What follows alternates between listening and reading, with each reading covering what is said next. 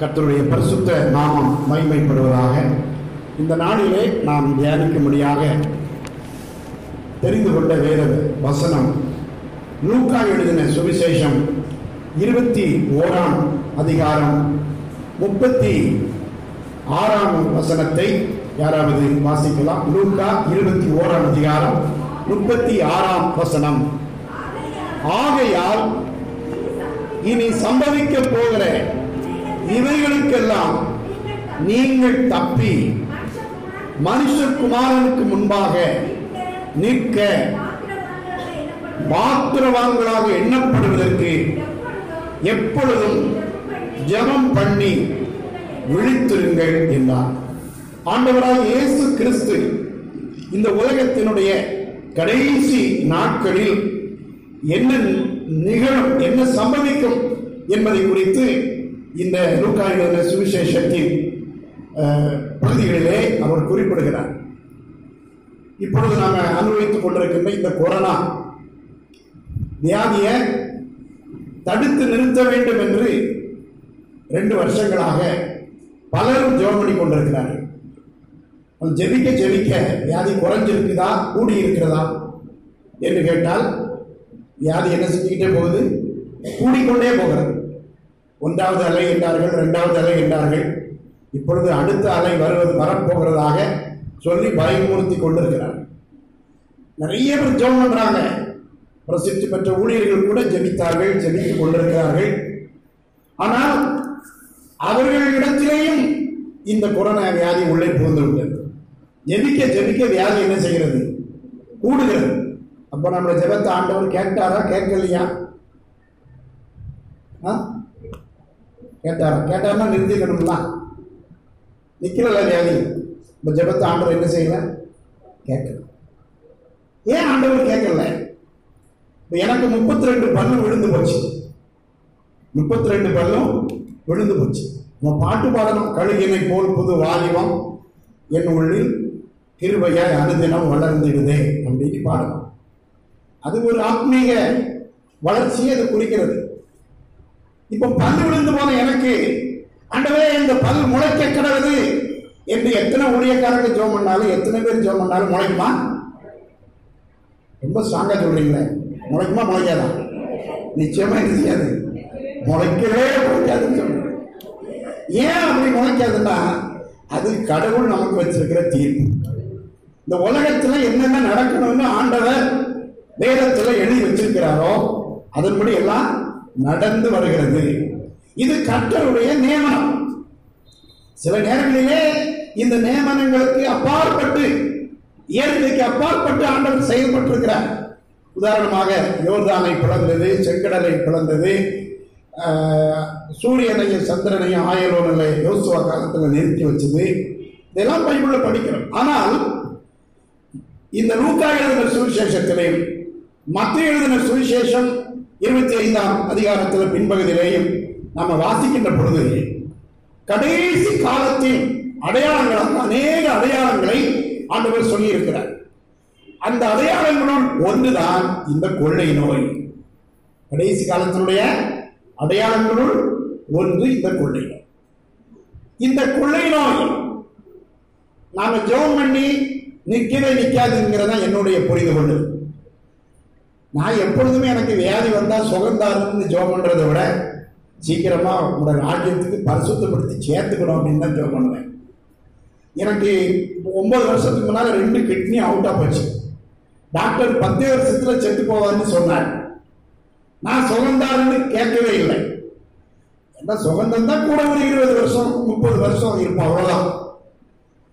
ஆனா 20-30 வருஷம் வாழ்வது முக்கியம் என்றாலும் அதை விட அது முக்கியம், ஆண்டவரோடு அவருடைய ராஜ்யத்தில் வாழணும். அல்லேலூயா. ஆகவே சுகந்தாரன்னு கேட்கவே இல்லை ஆண்டவர்கிட்ட. ஆண்டவரே எனக்கு சுகந்தாரம் என்று நான் கேட்க மாட்டேன். ஆனால் ஏன் கேட்க மாட்டேன் அப்படின்னா, ஆவி ஆத்மா தேகம் அவர் படிக்க இனி நான் அல்ல அவரே எல்லாமே பாடுறோம். அப்ப இந்த தேகமும் உமக்கு தான், இது உம்முடையது. இந்த ஆவி ஆத்மா சரீரம் உம்முடையது. நீர் அழிவி நின்று மீட்டுக் கொண்டிருக்கிறீர், உமக்கே சொந்தம். எந்த விட நான் உமக்கு சொந்தம் தான் பாடுறோம். ஆனால் உம்முடைய சரீரம் நீ எவ்வளவு காலம் பலம் தருவீரோ அவ்வளவு காலம் உமக்கு என்று வாழ்வதற்கு நான் விரும்புகிறேன். ஆனால் ஒருவேளை இந்த வியாதி மூலம் என்னை அழைக்க சித்தமானால் என்னை அதற்கென்று தகுதிப்படுத்தும், குற்ற குறைகளை மன்னியும் பரிசுத்தப்படுத்தும், ராஜ்யத்தில் சேர்த்துக் கொள்ளுன்னு ஜெபம் பண்ணிட்டு அந்த கிட்னிக்கு மருந்தா கருவாடு, உப்பு, ஊறுகாய் என்னெல்லாம் கிடைக்குதோ அதெல்லாம் சாப்பிட ஆரம்பிச்சேன். பத்தியமே பார்க்கல. இது ஏன் விசுவாசம் இருக்கு, நீங்களும் முரட்டுத்தனமும் சாப்பிடுங்க நான் உங்களை சொல்லுங்க. என்னுடைய மனசுல அப்படி ஒரு எண்ணம் இருந்தது, என்ன கிடைக்குதோ சாப்பிடும் அப்படின்னு பத்தியெல்லாம் பார்க்கல, எல்லாம் சாப்பிட ஆரம்பிச்சேன். இப்போ 9 வருஷம் ஆச்சு. இது வரைக்கும் எந்த விதமான அறிகுறி இல்லாம ஆண்டவர் அற்புதமா நடத்திட்டு வர்றார். அல்லேலூயா. ஆகவே சில ஜெபங்களை பெயரிடுக வேண்டும். இப்ப இந்திய தேசத்துல சென்ட்ரல் கவர்மெண்ட்ல போய் தமிழ்நாட்டை தனிநாடா பிரிச்சுட்டாங்கன்னு கோரிக்கை வச்சு அவங்க ஏற்றுக்குவாங்களா? நமக்கு ஆசையத்தான் இருக்கு. நம்ம கொடுக்குற வரிக்கு இந்த வரியை நம்ம நாட்டுக்குள்ளே பயன்படுத்தினா நம்ம எவ்வளவு இந்தியாவை மாதிரி நம்மளும் ஒரு வல்லரசா வரக்கூடிய வாய்ப்பு நமக்கு இருக்குது. பிரிச்சுட்டாங்கன்னு கேட்டால் தருவாங்களா? தரவே மாட்டாங்க. அது மாதிரி ஆண்டவர் சில இடத்துல சில காரியங்களை அவருடைய திட்டப்படி எல்லாம் நடத்துகிறார். ஆகவே இதுல நாம கற்றுக்கொள்ள வேண்டிய விஷயம் என்னவென்றால், நாம அப்போஸ்தலனாகிய பவுல் சொன்னது போல நாம சரீரத்தில் இருந்தாலும் சரீரத்தில் உயிரோடு இல்லாமல் போனாலும் கர்த்தருக்கு பிரியமானவர்களாய் வாழ்வதற்கு நாம் கற்றுக்கொள்ள வேண்டும். அல்லேலூயா. சரி, இந்த கொள்ளை நோய் நமக்கு உணர்த்துகின்ற ஒரு செய்தி என்னவென்றால், கர்த்தர் வாசல் அருகே வந்துவிட்டார் என்பதுதான் இந்த செய்தி. கர்த்தருடைய வருகை சமீபமாக இருக்கிறது என்பதுதான் இந்த நோயின் மூலம் ஆண்டவர் நமக்கு உணர்த்துகின்ற ஒரு செய்தி. அதைத்தான் இந்த லூக்கா எழுதின சுவிசேஷம் 21ஆம் அதிகாரத்திலே 36வது வசனத்திலே ஆண்டவர் சொல்லுகிறார். இப்படி ஒரு கடைசி காலத்தில் ஒரு அழிவு வரப்போகிறது, ஆண்டவருடைய வருகை சமீபித்திருக்கிறது. இந்த கடைசி கால வாழ்க்கையிலே நீங்கள் எப்படி வாழ வேண்டும் என்றால், இனி சம்பவிக்க போகிற இவைகளுக்கெல்லாம் நீங்கள் தப்பி மனுஷகுமாரனுக்கு முன்பாக நிற்க பாத்திரவான்களாக தகுதி உள்ளவர்களாக எண்ணப்படுவதற்கு எப்பொழுதும் ஜெபம் பண்ணி விழித்திருங்கள். இன்றைக்கு நான் உங்களுக்கு சொல்ல போகிற ஒரு செய்தி என்னவென்றால், மனுஷகுமாரனுக்கு முன்பாக நிற்பதற்கு தகுதி உள்ளவர்கள் யார்? அதான் இன்றைக்கு நான் உங்களுக்கு சொல்ல போறேன். மனுஷகுமாரனுக்கு முன்பாக நிற்பதற்கு தகுதி உள்ளவர்கள் யார்? இயேசு கிறிஸ்து வரும்பொழுது சிலர் அவர் முன்பதாக, சிலர் பலர் அவர் முன்பதாக நிற்பதற்கு தகுதி இழந்தவர்களாக இருக்கிறதுனாலே அவரை பார்த்து என்ன சொல்றாங்களோ, அவர் வரும்பொழுது மலைகளே எங்களை மூடிக்கொடுங்கள், குண்டுகளே எங்களை மூடிக்கொடுங்கள், அவருடைய கோபாக்கினை மகா நாள் வந்துவிட்டது, யார் நிலைநிற்க முடியும் என்று கதறுவார்கள். அப்படி பைபிள்ல சொல்லப்பட்டிருக்கிறது. ஆனால் ஆண்டவருடைய பிள்ளைகள் எப்படி சொல்வார்கள்? ஆமென், கர்த்தராகிய இயேசுவே வாரும் என்று, எப்பொழுது வருவார் என்று காத்திருக்கிறவர்களாக இருப்பார். அதாவது மனுஷகுமாரன் முன்பதாக நிற்பது இனி வரக்கூடிய ஒரு நிகழ்வாக இருந்தாலும், இந்த உலகத்தில் ஒவ்வொரு நாளும் நாம் ஆண்டவருக்கு முன்பதாக நிற்கிறவர்களாக அல்லது அவருடைய சன்னிதானத்திலே அவருடைய சமூகத்திலே நிற்கிறவர்களாக நாம் ஜாக்கிரதையாக இருந்தால், நிற்பதற்கு ஜாக்கிரதையாக இருந்தால், இந்த உலகத்தில் எந்த முடிவையும் குறித்து, எந்த அழிவையும் குறித்து, எந்த வியாதியும் குறித்து நாம் கவலைப்படவே மாட்டோம். ஆண்டவர் முன்னால நிற்கிறதுனா ஆண்டவர் முன்னால நிற்கிற அவருடைய சன்னிதானம்.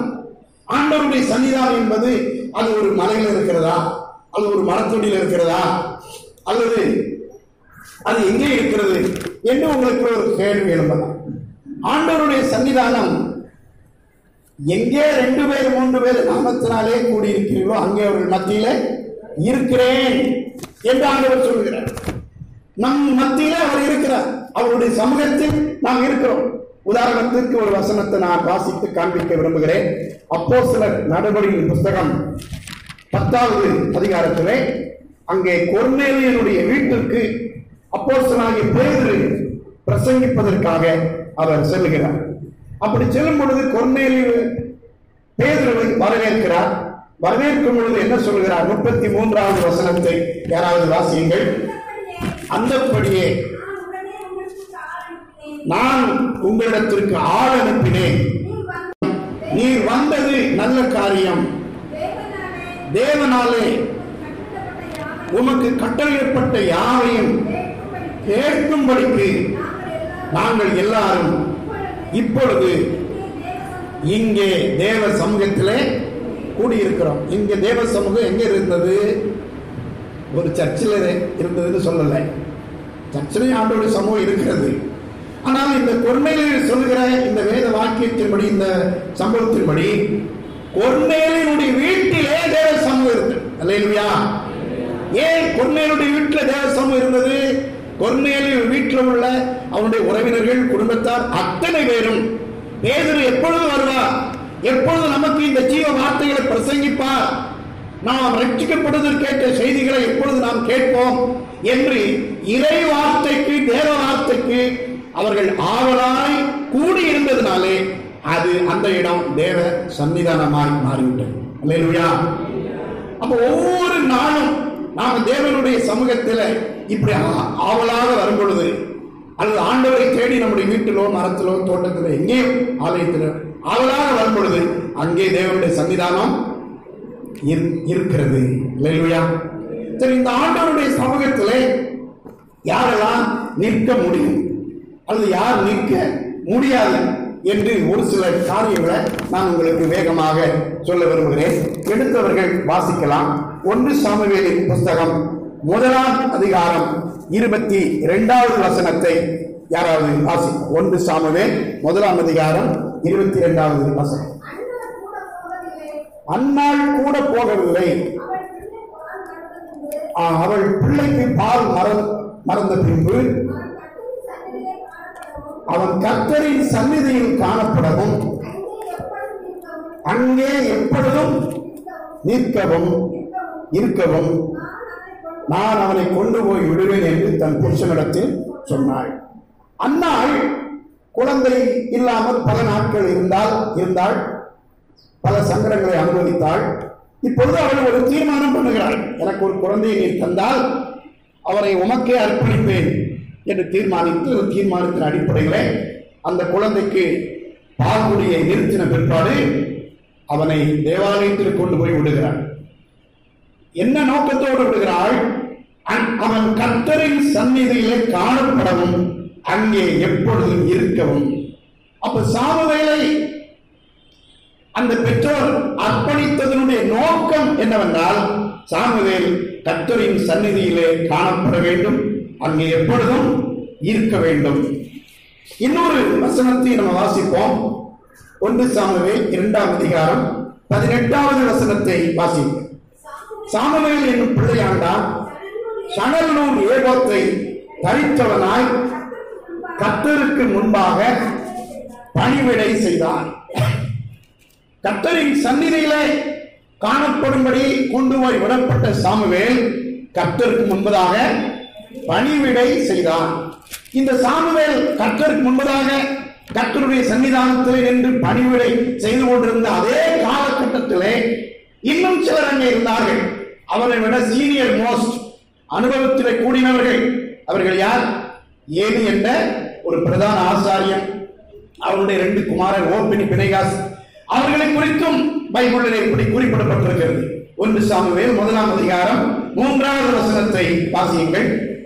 இன்னொருவர் 9வது வசனத்தை வாசிக்கலாம். அந்த மனுஷன் சீலோவிலே சேனைகளின் கர்த்தரை பணிந்து கொள்ளவும் அவருக்கு பலியிடவும் வருஷந்தோறும் தன் ஊரிலிருந்து போய் வருவான். அங்கே கர்த்தரின் ஆசாரியரான ஏலியின் 2 குமாரராகிய ஓப்னியும் பினெகாசும் இருந்தார்கள் அப்படின்னு மொட்டையா தான் போட்டிருக்கு. கர்த்தருக்கு முன்பதாக இருந்தார்கள் போடவே இல்லை. அதே போல 9வது வசனத்தை வாசியுங்கள். சீலோவிலே அவர்கள் புசித்து குடித்த பின்பு அன்னாள் எழுந்திருந்தாள். ஆசாரியனாகி ஏலி கர்த்தருடைய ஆலயத்தின் வாசல் நிலையண்டையிலே ஒரு ஆசனத்தின் மேல் உட்கார்ந்திருந்தான். ஏலி உட்கார்ந்திருந்தான், ஓப்னி பினெகாசு அங்கே ஏலி ஆசனத்தில் இருந்தார், இவங்களும் அங்கே இருந்தாங்க. இந்த 1 சாமுவேல் முழுதும் புரட்டி பார்த்தா இவங்க மரணம் அடைகிற சம்பவம் வரைக்கும் இவங்க கர்த்தருக்கு ஊழியம் செய்வதாக நான் கொஞ்சம் வேகமாக தான் வாசித்து பார்த்தேன். ஒரு வசனத்தை நான் அப்படி காண முடியல. நீங்க அப்படி கண்டுபிடிச்சீங்கன்னா எடுத்து சொல்லுங்க. ஆனால் சாமுவேல் கர்த்தருடைய சமூகத்திலே பணிவிடை செய்தான், கர்த்தருடைய சமூகத்திலே நின்றான். 2 பேரும் ஒரே ஊழியம் தான் செய்யறாங்க, 2 தரப்பாங்க. ஏலியும் ஏலியுடைய குமாரரும் ஊழியம் செய்தார்கள், சாமுவேலும் ஊழியம் செய்தார். ஆனால் ஏலி ஒரு ஆசனத்திலே தான் உட்கார்ந்திருந்தான். ஆனால் சாமுவேல் கர்த்தருடைய சன்னிதானத்திலே பணிவிடை செய்தான். அல்லேலூயா. இப்ப ஆசனத்துக்கும் சன்னிதானத்துக்கும் உள்ள வித்தியாசம் தெரியுதா உங்களுக்கு? தெரியுதா தெரியலையா? நம்ம பார்வையில் யாருதான் பெருசா தெரியும்? ஆசனத்துல இருக்கிறவங்க தான் பெருசா தெரியும். கர்த்தருடைய சன்னிதானத்தில் நிற்கிறவங்களை பெருசாவே நமக்கு தெரியவே தெரியாது. உலகத்துக்கு முன்பதாக ஆசனத்தில் இருக்கிறவங்க தான் பெருசா இருப்பாங்க, பெரிய ஆளா மதிக்கப்படுவாங்க. அவங்க ஆரம்ப ஜெபமும் முடிவு ஜெபமும் ஆசீர்வாத ஜெபமும் பண்ணுவாங்க, அவ்வளவுதான். ஆனா கர்த்தருடைய சன்னிதானத்தில் நிற்கிறார்களா? சரி, இவர்கள் ஏன் கர்த்தருடைய சன்னிதானத்தில் நிற்க முடியாமல் போயிட்டு? அதுதான் முக்கியமான ஒரு செய்தி. இந்த ஆசாரியர்களாக இருந்த ஏலியுடைய குமாரர் ஓப்னி பினகாசும் ஆண்டவருக்கு முன்பதாக ஏன் நிற்க முடியாமல் போயிற்று? அதுக்கு ஒரு முக்கியமான ஒரு காரணம். முதல் குறிப்பு, நான் ஒரு 3 குறிப்பு வச்சுட்டு வந்திருக்கிறேன். முதல் குறிப்பு என்னவென்றால், அவர்கள் ஏன் கர்த்தருடைய சமூகத்தில் நிற்க முடியாமல் போயிட்டென்றால், அல்லது யார் நிற்க முடியும் என்றால், சரியான அர்ப்பணிப்பும் ஆண்டவருடைய நியமனங்களை கடைபிடிப்பும் இருக்கிறவர்கள் மட்டும்தான் கர்த்தருடைய சன்னிதானத்தில் நிற்க முடியும். அல்லேலூயா. மற்றவர்களுடைய சமூகத்தில் இருக்க முடியாது. அப்ப இந்த ஏலிக்கும் இந்த ஓப்னி பினகாசுக்கும் என்ன நடந்தது என்றால், அவர்கள் கர்த்தருடைய சமூகத்திலே நிற்பதற்கு தெரிந்து கொள்ளப்பட்டவர்கள் தான். ஆனாலும் அவர்கள் கர்த்தருடைய சமூகத்திலே நிற்க முடியாமல் போய்விட்டார்கள். காரணம் என்ன? அவர்களுடைய உண்மையான அர்ப்பணிப்பும் ஆண்டவருடைய நியமனங்களை கடைபிடிப்பும் இல்லாமல் போய்விட்டது. ஒரு வசனத்தை வாசிக்கலாம். 1 சாமுவேல் 2ஆம் அதிகாரம் 30வது வசனத்தை யாராவது வாசி. ஆகையால் இஸ்ரவேலின் தேவனாகிய கர்த்தர் சொல்கிறதாவது, உன் வீட்டாரும் உன் பிதாவின் வீட்டாரும் என்றென்றைக்கும் என் சன்னதியில், நல்ல கவனிங்க, என்றென்றைக்கும் என் சந்நிதியில் நடந்து கொள்வார்கள் என்று நான் நிச்சயமாய் சொல்லியிருந்தும் இனி அது எனக்கு தூரமாய் இருப்பதாக. ஆண்டவர் ஏலியின் குடும்பத்தை பற்றி ஒரு தெளிவான வாக்குறுதி கொடுத்திருந்தார். என்ன வாக்குறுதி? நீயும் உன் சந்ததியும் என் சன்னிதானத்தில் என்றென்றைக்கும் நடந்து கொள்வீர்கள். இது ஒரு பெரிய ஆசீர்வாதமா? இது ஒரு ஆசீர்வாதமா? ஆண்டவருடைய சன்னிதானத்தில் நிற்கிறது சாதாரண விஷயமா, பெரிய விஷயமா? இன்னைக்கு நம்ம எதைத்தான் பெருசா நினைக்கிறோம். பாருங்க, ஒரு கலெக்டர் ஆஃபீஸ் போறீங்க. கலெக்டர் ஆஃபீஸில் போனா நமக்கு அங்கே யாரையுமே தெரியாது. அப்போ முதலாவது போகணும்னு நம்ம யாருமே பார்ப்போம். கலெக்டர் ஆஃபீஸில் ஒரு உதவியாளர் இருப்பார் பார்த்தீங்களா, ஒரு பியூன். அவர் தான் போய் பார்ப்போம். அவர் தான் வெளியே நிற்பார், உள்ளே போவார், வெளியே நிற்பார், உள்ளே போவார். கலெக்டர் பார்க்கணும்னு சொல்லி அவர் தான் போய் சொல்லுவோம். ஆனால் அவர் தகவல் அங்கே சொல்வார். அவரால் எப்படி போக முடியுதுன்னா, அவர் யார் முன்னால் நிற்கிறாரு? கலெக்டர் முன்னால நிற்கிறாரு. அவர் நமக்காக ரெக்கமெண்ட் பண்ணா நிச்சயமாக நடக்கும். இதே மாதிரி அவர் கலெக்டர் கிடையாது, கலெக்டர் சமூகத்தில் நிற்கிறவர். ஆனா அவருக்கு இருக்கிற மரியாதை எவ்வளவு பெரிய மரியாதை! தமிழ்நாட்டில் ஒரு சீஃப் மினிஸ்டர் இருக்கிறார் வைங்களா, சீஃப் மினிஸ்டர் விட சீஃப் மினிஸ்டர் வீட்டில் வேலைக்காரனா இருப்பான் பார்த்தீங்களா, அவனுக்கு எவ்வளவு மரியாதை! சீஃப் மினிஸ்டர் வீட்டில் கக்கூஸ் கழுவுறவனுக்கு எவ்வளவு மரியாதை! சீஃப் மினிஸ்டருக்கு சாப்பாடு வாங்கி போடுறாங்க இந்த பஸ்ல, அவனுக்கு எவ்வளவு மரியாதை! சீஃப் மினிஸ்டருக்கு டிரைவரா இருக்கிறவங்களுக்கு எவ்வளவு மரியாதை! எவ்வளவு பெரிய பெரிய கோடீஸ்வரனா இருக்கிறவங்கலாம் சீஃப் மினிஸ்டர் வீட்டில் இருக்கிற டிரைவரை பார்த்து ஒரு விஷயத்தை ஐயா கிட்ட சொல்றதுக்கு எவ்வளவு தவம் கிடக்குறான் பாருங்க. ஏன் அந்த சமையல்காரனும் அந்த கக்கூஸ் கிளீன் பண்றவரும் இந்த டிரைவரும் அவ்வளவு முக்கியத்துவம் பெறாங்க அப்படின்னா, அவங்க யார தரிசிக்கிறாங்க? தினமும் யாரை சந்திக்கிறாங்க? சீஃப் மினிஸ்டரை சந்திக்கிறாங்க. அவர் வீட்டுக்குள்ள நிற்கக்கூடிய தகுதி அவங்களுக்கு கிடைச்சிருக்கு. தொழில் அற்பமான தொழிலோ, கனமான தொழிலோ, கனவீனமான தொழிலோ, அதை பற்றி பிரச்சனை இல்லை. எங்க நிற்கிறாங்க? சீஃப் மினிஸ்டர் வீட்டில். இதே மாதிரிதான் நம்ம ஒவ்வொருவரும் கனமானவர்களா, கனவீனமானவர்களா, ஊழியத்தில் பிரபலமானவர்களா, பிரபலம் இல்லாத சாதாரண ஆட்களா, அது பிரச்சனை அல்ல. நாம எங்கே நிற்கிறோம்? கர்த்தருடைய சன்னிதானத்தில் நிற்கிறவர்களாய் காணப்படுகிறோமா என்றால் அதுதான் ஆசீர்வாதமான காரியம். அல்லேலூயா, அல்லேலூயா. நீங்க பாருங்க, சங்கீதம் 51ஆம் சங்கீதம் 11வது வசனத்துல, 51ஆம் சங்கீதம் எந்த காலகட்டத்தில் எழுதப்பட்டது என்பது உங்கள் சங்கீதம் 51 எந்த காலகட்டத்தில் எழுதப்பட்டது? பத்சேபாள் விஷயத்தில் தாவீது பாவத்துக்கு உட்பட்டு தீர்க்கதரிசியினால, நாத்தான் தீர்க்கதரிசியினால எச்சரிக்கை செய்யப்பட்டு அந்த சூழ்நிலையில் அவன் மனம் திருந்தி பாவ அறிக்கை செய்து எழுதினதுதான் இந்த 51ஆம் சங்கீதம். இந்த 51ஆம் சங்கீதம் எழுதுறதுக்கு காரணம் அவன் பாவம் செய்தான், எச்சரிக்கப்பட்டான், மனம் திரும்பினான், எழுதினான். பத்சேபா விஷயத்தில் பாவம் செய்து கொண்டிருந்த அந்த நேரத்தில் அவனுடைய தேசத்தில் என்ன நடந்து கொண்டிருந்தது என்றால், இஸ்ரவேல் படைகளுக்கும் அம்மோனியர்களுக்கும் இடையில அம்மோன் புத்தருடைய தேசத்தில் யுத்தம் நடந்து கொண்டிருந்தது. அம்மோன் புத்தருடைய தேசத்தினுடைய தலைநகர் ரப்பா. அதுக்கு பேர் என்ன? ரப்பா தான் இந்த capital city of Ammon. Ammon புத்தருடைய தலைமை பட்டணம். இந்த தலைமை பட்டணத்தை யுத்தம் செய்து பிடிப்பதற்கு தாவீது வீட்டில் உட்கார்ந்துக்கிட்டார். ஏன்னா அது ஒரு சாதாரண ஒரு சின்ன யுத்தம் தான், ஃபுல் ஃபோர்ஸ் போக வேண்டிய அவசியம் இல்லை. ஆகவே தன்னுடைய படைத்தலைவன் யோவாப் தலைமையில அம்மோன் புத்தரை வென்று வருவதற்கு ஆட்களை அனுப்பிவிட்டு தாவீது மெத்தையில மாடியில அவர் நல்லா தூங்கி முடிச்சு உலாவிக்கிட்டு இருந்தார். அப்பதான் இந்த பத்சேபா விஷயத்தில் உள்ள சம்பவம் அங்க நடக்குது. ஆனா அதே வேளையில இஸ்ரவேல் படைகளுக்கு வெற்றி கிடைக்குது. இதே பாவம், தாவீது பாவம் செய்கிறார். ஆனா அதே வேளையில என்ன கிடைக்குது? பாவம் செஞ்சா என்ன கிடைக்கணும்? தோல்வி தானே கிடைக்கணும். நம்ம நிறைய நேரத்தில் இப்படிதான் கால்குலேஷன், ராங் கால்குலேஷன் போட்டு மாட்டிக்கிறோம். நமக்கு வெற்றி கிடைச்சிச்சுன்னா கடவுள் என் பாக்கெட்ல இருக்கிறாருன்னு நினைச்சுக்கிறோம். தோல்வி கிடைச்சிச்சுன்னா என்ன விட்டு போயிட்டாருன்னு நினைக்கிறோம். நம்முடைய வாழ்க்கையில உள்ள பிளஸ் மைனஸ் வச்சு நம்ம கடவுளை இடப்படக்கூடாது. இல்லையா? நிறைய நேரங்களில் தோல்வியும் துன்பமும் துயரமும் வரும்பொழுதெல்லாம் ஆண்டவர் நமக்கு ரொம்ப நெருக்கமா இருக்கிறாருன்னு நீங்க உணரணும். இல்லையா? இதை வச்சு அவரை நம்ம இடப்படக்கூடாது. வாழ்க்கையில சூழ்நிலைகள் மாறலாம், ஆனா இதற்கும் ஆண்டவர் நம்மோடு இருக்கிறதுக்கும் என்ன கிடையாது, தொடர்புபடுத்தவே கூடாது.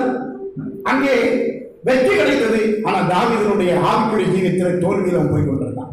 ஆனா வெற்றி கிடைச்சது. அந்த வெற்றியில என்ன கிடைச்சது அப்படின்னா, நிறைய கொள்ளை பொருள் கிடைச்சது. அது விசேஷமா அந்த அம்மோன் புத்திரர் மில்கான் என்ற ஒரு தெய்வத்தை அவர்கள் வழிபாடு செய்து கொண்டிருந்தார். இந்த மில்கான் என்ற தெய்வ சிலையின் மீது, அவர்கள் தெய்வமாய் கருதின அந்த சிலையின் மீது ஒரு 37 கிலோ தங்க கிரீடம் இருந்தது. அந்த தங்க கிரீடத்தை யோவாப் கைப்பற்றினார்.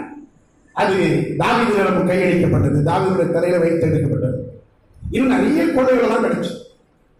சரி, இப்பொழுது இந்த சண்டையில வெற்றிகரமா நிறைய கிடைச்சது, வெற்றி கிடைச்சது, எல்லாம் கிடைச்சது. நாத்தான் வந்து தாவீதை எச்சரிக்கிறார், நீ பாவம் செய்து விட்டாய். அப்பதான் மனம் வருந்தி பாவ அறிக்கை ஜெபத்தை ஒரு பாடலாக சங்கீதம் 51 வாயிலாக அவர் எழுதுகிறார். அப்பொழுது அவர் என்ன ஒரு வேண்டுகோள் வைக்கிறார்? 51ஆம் சங்கீதம் 11வது வசனத்தை வாசியுங்கள். உன் சமூகத்தை விட்டு என்னை தள்ளாமலும் உமது பரிசுத்த ஆவியை என்னை விட்டு எடுத்து போடாமலும் இரும். இப்ப நம்மளா இருந்தோம்னா, இப்படி ஒரு தப்பு செஞ்சு மாட்டிக்கிட்டோம்னா எதை ஆண்டவர்கிட்ட கேட்டிருப்போம்? எதை இழந்துடக்கூடாது ஆண்டவரே கதறியிருப்போம். நானா இருந்த எதை கேட்டிருப்பேன் தெரியுமா? ஆண்டவர் ஏதோ தப்பு பண்ணிவிட்டேன், தப்பு தான், ஏதோ நடந்து போச்சு, மன்னிச்சிடும். ஆனா அந்த தப்புக்கு தண்டனையா இந்த 37 கிலோ தங்க கிரீடத்தை மட்டும் பிடிக்கிறாரு, என் கையில் இருந்தது என்ன செய்தாலும் பிடிக்கி விடாது அப்படின்னு சொல்லியிருப்பேன். அப்படிதானே இல்லையா? அல்லது என்ன எப்படி சொல்லியிருப்போம்? ஏதோ தப்பு பண்ணிவிட்டாங்க, மன்னிச்சுக்கணும், நீ என்னன்னாலும் தண்டனை படும். ஆனா ஆட்சி அதிகாரம், இந்த அரச பதவி விட்டு என்ன தள்ளிவிடாதீரும் ஆண்டவரே சொல்லியிருப்போம். ஆனா தாவீது அதையெல்லாம் அவர் பெருசா கருதல. உடைய சமூகத்தை விட்டு என்னை, அப்ப ஆண்டவருடைய சமூகத்தை பெரிதாக மதித்தாரா? தான் ஆண்டு கொண்ட சிம்மாசன அந்த அரச பதவியை பெருசா மதித்தாரா? எது அவருக்கு பெருசு வெளியேறப்பட்டதாக தெரிந்தது? தேவனுடைய சமூகத்தில் நிற்பது, அந்த தகுதியை பெற்றிருப்பதுதான் ஒரு மிகச்சிறந்த ஒரு மதிப்புக்குரிய ஒன்றாக தாவீது கருதினார். அல்லேலூயா! அப்படி கருதுறவர்கள் தான் உண்மையான ஆவிக்குரிய முதிர்ச்சி பெற்றவங்க. அல்லேலூயா! மற்றவங்களுக்கு எதுதான் பெருசா தெரியும்? ஆட்சி, அதிகாரம், சிம்மாசனம், 37 கிலோ, 37 பவுன் தங்கம் இல்லமா, 37 ஒரு கிலோனால நீங்க தலை எத்தனை பேருக்கு சுத்துது இல்லையா? தலை எத்தனை பேருக்கு சுத்தம்? 1 கிலோ தங்கத்தை போட்டு ரோட்ல ஒரு அம்மா போனா அதை பாக்குறவனுக்கு எத்தனை பேருக்கு கை குறுகுறு நீ வரும் வருமானதா பாருங்க. 37 கிலோ தங்கம், அது போனாலும் பரவாயில்லை, ஆட்சி போனாலும் பரவாயில்லை, நான் எதை இழந்து விடக்கூடாது, நம்முடைய சமூகத்தை விட்டு என்னை தள்ளாதீர்கள். அப்ப ஆண்டவருடைய சமூகம் அவ்வளவு பிரீசியஸ், அவ்வளவு விலையேறப்பட்டது. அதனால ஆண்டவர் ரொம்ப கோபமா இங்க சொல்லுகிறார் ஏலிய குடும்பத்தை பார்த்து. 1 சாமுவேல் 2ஆம் அதிகாரம் 30வது வசனத்திலே, உன் வீட்டாரும் உன் பிதாவின் வீட்டாரும் என்றென்றைக்கும் என் சன்னதியில் நடந்து வருவார்கள் என்று நான் நிச்சயமாய் சொல்லியிருந்தும் இனி அது எனக்கு தூரமாய் இருப்பதாக. என்னை கனம் பண்ணுகிறவர்களை நான் கனம் பண்ணுவேன், என்னை அசட்டை பண்ணுகிறவர்கள் கனஹீனப்படுவார்கள். ஆண்டவர் ஏன் தம்முடைய சமூகத்தில் இருக்கக்கூடிய தகுதியை இந்த ஏழை குடும்பத்தை விட்டு தகுதி நீக்கம் செய்து விட்டார்? ஏன் தகுதி நீக்கம் செஞ்சார்? இதுதான் இன்னைக்கு நான் உங்களுக்கு சொல்லப்படுற முதல் பாயிண்ட். ஏன் தகுதி நீக்கம் செய்தார் அப்படின்னா, அங்க காரணத்தை ஆண்டவர் சொல்கிறார், என்னை கனம் பண்ணுகிறவர்களை நான் கனம் பண்ணுவேன், என்னை கனஹீனம் அசட்டை பண்ணுகிறவர்கள் கனஹீனப்படுவார்கள். ஊழியத்தை இது கர்த்தருடைய ஊழியம் என்று கனமானதாக நம்ம நினைத்து செய்யலாம். அது சின்ன ஊழியமோ பெரிய ஊழியமோ. எம்எல்ஏ அழகா பாடுவார். எம்எல்ஏனுடைய ஒரு பாடல் உண்டு, ஊழியத்தை பற்றி ஒரு அழகான ஒரு பாடல். சிறிதானதோ பெரிதானதோ அழகாக இருக்கும் யார் இவர்கள், எல்லாரும் தெரிஞ்ச பாடத்தில் எல்லாம் சேர்ந்து பாடணும். ஹல்லேலூயா. சிறிதானதோ பெரிதானதோ பெற்றபடி செய்து முடித்தது. ஒரு தாளந்தோ 2 தாளந்தோ 10 தாளந்தோ உபயோகித்தோ சிறிதானதோ பெரிதானதோ பெற்றபடி செய்து முடித்தோ.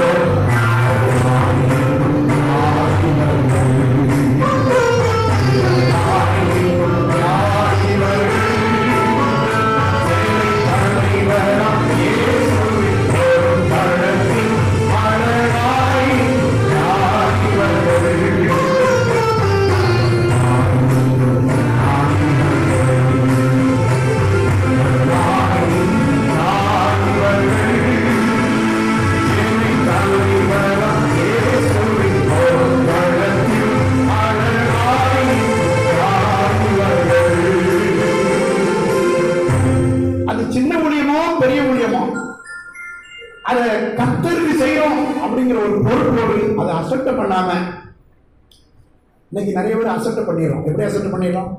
நீ முழுக்கணுமா? ஆமா அண்ணே வருவீங்களா? எத்தனை பேர் வருவாங்க? அண்ணே அது ஒரு 10 பேருக்கு கூட தான் வருவாங்க. அப்ப நான் என்ன ஒருத்தர் அறிவிக்கிட்டா என்ன ஒருத்தர சொல்ல புரியுதா உங்களுக்கு? 10 பேருக்கு ஊழிஞ்சது வந்து ரொம்ப கேவலமா தான். ஒரு பாவியை தேடிதான் இயேசுநாதர் உலகத்துக்கு வந்தார். மனம் திரும்ப ஒரே பாவியை நிமித்தம் பரலோகத்தில் மிகுந்த சந்தோஷம் உண்டாயிருக்குன்னு சொல்லி இருக்கிற. அப்ப ஒரு மனுஷனுடைய ரட்சிப்புல கூட பரலோகம் ஒரு பெரிய கால்குலேஷன் வச்சு அத யாரெல்லாம் வாழ்ந்துட்டாங்களோ அவங்க 2 பேரோ 3 பேரோ 5 பேரோ 10 பேரோ எத்தனை பேர் இருந்தாலும் உற்சாகத்தோடு கட்டோடு முடித்து போவோம். இன்னைக்கு சிலருக்கு வால் போஸ்ட் அடிக்கலாம் முடித்து வர மாட்டாங்க. மைக்கு குழந்தை இருந்துச்சுங்களா அடுத்த நாள் கன்வென்ஷனை கேன்சல் பண்ணிட்டு போயிடுவாங்க. எங்கள் ஊரில் ஒரு ஊழியக்காரர் நான் ஒழுங்கு பண்ணியிருந்தேன் ரொம்ப வருஷத்துக்கு முன்னால. அவர் வந்தது ரொம்ப நான் வாலிபனாக இருந்த காலத்தில். அப்போ ஊழியக்காரன் ஒழுங்கு பண்ணியிருந்தேன். எங்கள் ஒரு சின்ன கிராமம், மிஞ்சி போனால் ஒரு 60-70 பேர் தான் இருப்பாங்க. 3 நாள் கன்வென்ஷன். கன்வென்ஷன் பிரசங்கியாருக்கு நான் ஒன்றும் சொல்லலை, ஒழுங்கு பண்ணேன் வரேன்ட்டேன். கடைசியில் கன்வென்ஷனுக்கு 4-5 நாள் இருக்கும்போது வால் போஸ்ட் அடிச்சிங்களா அப்படின்னு கேட்டேன். ஐயா எங்கள் ஊரில் வால் போஸ்ட் அடித்தாலும் அந்த 50-60 பேர் தான் வருவாங்க, அடிக்காட்டாலும் அவ்வளோதான் வருவாங்க. அதனால் எங்கள் ஊருக்கு வால் போஸ்ட் அடிக்காமல் எல்லாருக்கும் தெரியும். அவர் சொன்னார் பாருங்க, வால் போஸ்ட் அடிக்காமனா உங்கள் ஊருக்கு நான் நிச்சய மாட்டேன், வரமாட்டேன். இயேசுநாதருக்கு வால் போஸ்ட் அடித்து ஒட்டி விளம்பரப்படுத்தி வருகிறார் வருகிறார் வருகிறார் ஓ மகன் வருகிறார் வருகிறார் அப்படின்னே விளம்பரம் பண்ணாங்க. வால் போஸ்ட் அடித்து விளம்பரம் பண்ணாங்களா? விளம்பரம் படுத்தி தான் முடிஞ்சுதாரா? ஒரு சமாரிய ஸ்திரீக்காக ஒரு சில மணி நேரங்கள் அவர் செலவழிக்கலையா? ஒரு குருவை இயேசுவே தாவீதின் குமாரனே அவர் இறங்கி கத்துனாங்க. எத்தனை பேர், ஆயிரக்கணக்கான பேர் அவர் பின்னால போயிட்டு இருந்தாங்க. அவர் எவ்வளவு பிஸியா இருந்தாரு. அவர் ஆய முடியாது அப்படின்னு எல்லாரும் சுத்தம் போட்டாங்க. அவரும் அசட்டு பண்ணாரா? அவர் நின்று அவரை கூட்டிட்டு வாங்கன்னு சொன்னாரா? சொல்லலையா? பாருங்க, அவருக்கு ஒவ்வொரு மனுஷனும் முக்கியம், ஒவ்வொரு ஆத்மாவும் முக்கியம். ஒரு பாவினுடைய மனம் திரும்புதலும் பல்லவத்துக்கு முக்கியமானது. எங்க ஊர்ல ராத்திரி 12 மணிக்கு ஒரு பஸ் எங்க ஊரை கிராஸ் பண்ணோம், திருநெல்வேலி டு உடம்புடி. அநேக நேரம் எங்க ஊர் வழியா போகும் பொழுது ஒரு ஆள் அல்லது 2 பேசஞ்சர் தான் அந்த பஸ்ல இருப்பாங்க. அந்த 2 பேருக்கு தான் ஒரு டிரைவர், ஒரு கண்டக்டர், ஒரு பஸ் ரூட்டு, அதுக்கு ஒரு 10-20 லிட்டர் டீசல். இது நட்டமா லாபமா? நட்ட லாபம் பார்த்தா கவர்மெண்ட் நடத்தணும். கவர்மெண்ட் பண்றது சர்வீஸ், சேவை. அது என்ன பண்ணுது? சேவை செய்யுது. லாபம் பண்ணி பார்த்தா கிராமத்துக்கு ரோடு போடுறது வேஸ்ட் தானே, கிராமத்துக்கு கரண்ட் கொடுக்கறது வேஸ்ட் தானே. நல்லா எங்க கிரௌட் இருக்குது, எங்க மக்கள் கூட்டம் இருக்குது, அங்க பார்த்து பஸ் விட்டுலாமே. அப்படின்னா பட்டணங்களுக்கு வசதி பெருக்கும், கிராமத்துக்கு வசதியே கிடைக்காத. கவர்மெண்ட் தன்னுடைய சேவையை எல்லாருக்கும் பரவலாக கொடுக்குது. அங்க கொஞ்சம் ஃப்ரீக்வெண்ட் பஸ்ஸஸ் இருக்கும், நமக்கு ஒரு நேரத்துக்கும் பஸ் இருக்கும், ஏதோ ஒரு வசதி பண்ணி கொடுக்குது. இது போலத்தான் ஊழியம் என்பது லாபத்துக்காக செய்யப்படுவது அல்லவே அல்ல. இல்லையா? அது தேவ மக்களுக்கு செய்யற சேவை அப்படின்னு நினைச்சோம்னா நாம இந்த மாதிரி ஊழியத்தை எப்படி செய்ய மாட்டோம்? அசட்டை பண்ணி செய்யவே மாட்டோம். ஆனா இவங்க என்ன அசட்டை பண்ணாங்க? எதனால தேவ சமூகத்தில் நிற்கக்கூடிய அந்த பாக்கியத்தை இழந்து போனாங்க என்பதை குறித்து ஒரு சில வசனத்தை நான் உங்களுக்கு சொல்ல விரும்புகிறேன். 1 சாமுவேலின் புஸ்தகம் 2ஆம் அதிகாரம் 13வது வசனத்திலிருந்து யாராவது வேகமா வாசிக்கிறீங்க? அந்த ஆசாரியர்கள் ஜனங்களை நடப்பித்த விதம் என்னவென்றால், எவனாயினும் ஒரு பலியை செலுத்தும் காலத்தில் இறைச்சி வேகும் போது ஆசாரியனுடைய வேலைக்காரன் 3 கூறுள்ள ஒரு முக்கூறுள்ள ஆயுதத்தை தன் கையிலே பிடித்து வந்து அதனாலே கொப்பரையினாலாவது பானையினாலாவது சர்வத்திலாவது ஈட்டிலே அந்த முக்கூறுள்ள ஆயுதத்தை வச்சு குத்துவான். அந்த ஆயுதத்தில் வருகிறதெல்லாம் ஆசாரியன் எடுத்துக் கொள்வான். அப்படி அங்கே சீலோனிலே வருகிற இஸ்ரவேலுக்கெல்லாம் செய்தார்கள். இது சரியா தப்பா? இறைச்சி யாருக்குன்னா அவருக்கு தான் முதல் இறைச்சி யாருக்கு கொடுக்கணும்? ஆசாரியன் கொடுக்கணும். ஆனா எப்ப கொடுக்கணும் அப்படின்னா 15வது வசனத்துல வந்து அவங்க பண்ண தப்பு என்னன்னு தெரியுது. 15வது வசனத்தை வாசிங்க. கொழுப்பை தகனிப்பதற்கு முன்னும் ஆசாரியனுடைய வேலைக்காரன் வந்து பலியிடுகிற மனுஷனை நோக்கி ஆசாரியனுக்கு பொறிக்கும்படி இறைச்சி கொடு, பச்சை இறைச்சி அல்லாமல் அவித்ததை உன் கையில் வாங்குறதில்லை என்பான். அதற்கு அந்த மனுஷன் இன்று செய்ய வேண்டியபடி, அதான் நியமனம், நியாயப்பிரமாணத்தினுடைய ஒழுங்கு படி முதலாவது கொழுப்பை தகர்த்து விடட்டும், பிற்பாடு உன் மன விருப்பத்தின்படி எடுத்துக்கொள் என்று சொன்னாலும் அப்படி அல்ல. இப்பொழுதே கொடு, இப்பவே கொடு. யாராவது கொடுத்தது போதுன்னு சொல்லியிருக்காங்களா? ஜெனரல் கட்டுறதுக்கு ஒரு சதுரடிக்கு 10,000 கொடுக்கக்கூடிய 2 லட்சம் பேர் தேவைன்னு ஒரு விளம்பரம் போடுறாங்க. மக்கள் 2 லட்சமோ 2,50,000 பேர் கொடுத்துக்கிட்டே இருக்காங்க. ஒரு 4 மாசம் 6 மாசம் 1 வருஷம் கழிச்சு 10,000 ரூபாய் கொடுக்கக்கூடிய 2 லட்சம் பேர் தேவைன்னு போட்டிருந்தோம். ஆனால் 2 லட்சம் பேருக்கு அதிகமான பேர் கொடுக்க ஆரம்பிச்சிட்டீங்க. அதனால யாராவது கொடுக்க வேண்டாம்னு விளம்பரம் வருதா? கொடுங்கிற விளம்பரம் தான் இருக்கக்கூடிய, கொடுக்க வேண்டாங்கிற விளம்பரம். ஆனால் பைபிள் அப்படி இருக்குத, ஆசிரியப்பு கூடாரத்துக்கு வேலை செய்யறதுக்கு மக்கள் காணிக்கை கொண்டு வர சொல்லு அப்படின்னு ஆண்டவர் சொல்றாரு. யாத்திராவும் 25 அதிகாரத்தில் மக்கள் கொண்டு வந்து குமிச்சிட்டாங்க. உடனே ஆட்கள் போய் மோசைட்டு சொல்றாங்க, ஏகப்பட்ட காணிக்கை வந்துட்டு மிச்ச மீதியா இருக்கு, அதனால இன்னும் மக்கள் என்ன செய்ய வேண்டாம், கொண்டு வர வேண்டாம்னு சொல்லுங்க. நம்மளாம் தான் நினைஞ்சிருப்போம், அவளுக்கு அள்ளி பேங்க்ல போடு, அப்புறம் பார்த்துக்கலாம், வட்டியாவது கிடைக்கும். இந்த கோயிலை இடிச்சுட்டு என்ன செய்யும், ஆசரிப்பு கூடாரம் கூடாதான் போட சொன்னாரு. நம்ம ஏசி ரூம்ல கட்டுவோம். மக்கள் கொடுக்காங்களா? அடுத்து உள்ளது காலில் உள்ளதான் கொண்டு அத்து கொண்டு போடுறாங்களா? அதை வச்சு நம்ம ஒரு அவரு சொல்லி கிடக்காரியா, அவருக்கு கூடாரம் போடுங்காரு, விவரம் தெரியாத ஆண்டவர். நம்ம ஏசியில கட்டுவோம், படிக்கல கட்டுவோம் அப்படின்னு நம்ம செய்ய ஆரம்பிச்சு. இதான் கர்த்தரை கனவீனப்படுத்துறது. அவர் சொன்னதை விட்டுட்டு சொறைய கூடாது. அவர் என் கூடாரத்தை கட்டுனா கூடாரம் தான் போடணும், இல்ல கான்கிரீட் போடுனா கான்கிரீட்ல போடணும். நிறைய நேரத்துல நாம ஸ்ட்ராங்கா கட்டுறோம் அப்படின்னு நினைச்சிட்டு ஆண்டோட சித்தத்தை மீறி கட்டிடுறோம். ரொம்ப நல்லா செய்யறோம் அப்படின்னு சொல்லி எதை மீறிறோம்? எருசலேம் தேவாலயத்தை தங்கத்தாலதான் அவர் பொதிஞ்சு கட்டினாரு சாலமோன். ஆனா எதை கட்ட மறந்துட்டாரு? ஆண்டவருடைய கட்டளையின்படி தன்னுடைய வாழ்வை கட்டுவதற்கு மறந்துட்டாரு. அநேக நேரங்கள் நம்முடைய கவனம் தேவ சமூகத்தில் நான் நிற்கிறேனா இல்லது ஆசனத்தில் உட்கார்ந்து இருக்கிறேனா என்று காண தவறி போகிறோம். நீங்கள் யாருக்கு லேவியராகமத்தின் புஸ்தகம் 7ஆம் அதிகாரம் 29, 31 இந்த 2 வசனங்களை யாராவது வாசிங்க. லேவியராகமம் 7ஆம் அதிகாரம் 29, 31. நீ இஸ்ரவேல் புத்திரரோட சொல்ல வேண்டியது என்னவென்றால், கர்த்தருக்கு சமாதான பலி செலுத்துகிறவன் தான் செலுத்தும் சமாதான பலியை கர்த்தருடைய சன்னதியில் கொண்டு வருவானாக. அப்பொழுது ஆசாரியன் நல்ல கவனிங்க, அந்த கொழுப்பை பலிபீடத்தின் மேல் தகனிக்க வேண்டும், எரிச்சி சாம்பலாக்கணும். மார்க்கண்டம்னா அந்த மார்பில் உள்ள கறி, அது யாருக்கு? ஆரோன் ஆசாரியர்களுக்கு சேரும். எப்ப சேரும்? கொழுப்பை தகனிச்ச பிற்பாடுதான் ஆசாரியனுக்கு என்ன கொடுக்கணும்? அந்த மார்க்கண்டத்தை கொடுக்கணும்னு இருக்கு. ஆனா இதுதான் ஆசாரியர்களுக்கு ஆண்டவர் கொடுத்த நியமனம். இதுக்கு அடங்கி அவங்க ஊழியம் செய்யணும். கர்த்தர் இப்படி சொல்லி இருக்கிறாரு. அதனால அவருக்கு கொழுப்பை தகனிக்கிறதுக்கு முந்தி நம்ம என்ன செய்யக்கூடாது?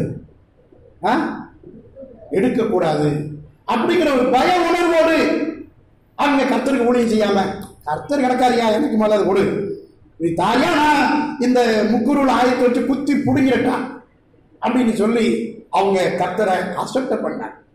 அப்ப அவங்க ஏன் தேவனுடைய சன்னிதானத்தில் நிற்க முடியாமல் தேவனுடைய சமூகத்தினின்று தகுதி நீக்கம் செய்யப்பட்டார்கள் என்றால், அவர்களுடைய அர்ப்பணிப்பிலே ஆண்டவர் அவர்களுக்கு கொடுத்திருந்த நியமனங்களை கடைபிடிப்பதிலே அவர்கள் தவறி போனார்கள்.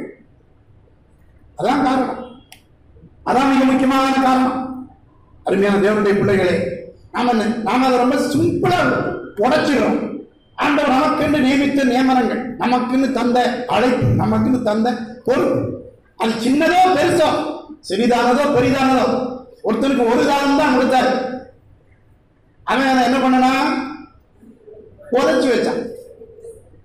அவங்கிட்ட அட்லீஸ்ட் எதையாவது செஞ்சுக்கப்படாதான்னு கேட்டாரு. எதை கேட்டாரு? வட்டிக்கையாவது கொடுத்திருந்தா வட்டியாவது கிடைச்சிருக்குமாப்பா. என் பணத்தை இப்படி கொண்டு பொச்சு வச்சுட்டிய, எங்கேயாவது காசுக்கார வசத்துல போட்டுருந்தா கூட என்ன கிடைக்கும்? ஒரு 1%, 3% வட்டியாவது கிடைச்சிருக்குமா? அதை கூட கிடைச்சிருக்கிய, அது கூட உனக்கு செய்ய முடியும். போட்டுட்டு தூங்கிருக்கலாமே, போட்டுட்டு தூங்கிருக்கலாமே, வட்டிக்காரன் போட்டு கூட தூங்கிருக்கலாமே. நீ புதைச்சு விட்டிய, அது அழிஞ்சிருமா இருக்குமான்னு கூட பார்க்காம, இது ஏன் பொருள், நான் சம்பாத்தியம் பண்ணதில்ல, உன் சொத்துனா அப்படி விடுவியா? உன் தாரத்தை புதைப்பியா? இன்னைக்கு ஆண்டவருடைய வேலை என்ன அவ்வளவு சீப்பா நம்ம நினைக்கிறோம். ஒரு அண்ணன் சொல்லுவார், ஏமா உங்க பிள்ளைங்களை ஊழியத்துக்கு ஒப்பு கொடுங்க. எங்க? பீகார் மிஷினரி கலர் தோட்டம் வாங்கக்கூடாதியா, அது ரொம்ப தூரமா இருக்கு அப்படின்றவங்க. திடீர்னு ஒரு விளம்பரம் வருமா, அரேபியாவிலே வேலைக்கு ஆட்கள் தேவை அப்படின்னு வந்த உடனே ஊழியக்காரர்கிட்ட ஓடி வரும், ஐயா என் பிள்ளைக்கு அரேபியாவில் என்ன கிடைக்கணும், வேலை கிடைக்கணும்னே ஜோப் பண்ணுங்கய்யா அப்படின்னு சொல்லி ஜோப் பண்ணி அதை வித்து இதை வித்து என்னத்தையாவது வித்து நம்ம என்ன செய்யறோம்? அரேபியாவுக்கு அனுப்பிடுறோம்.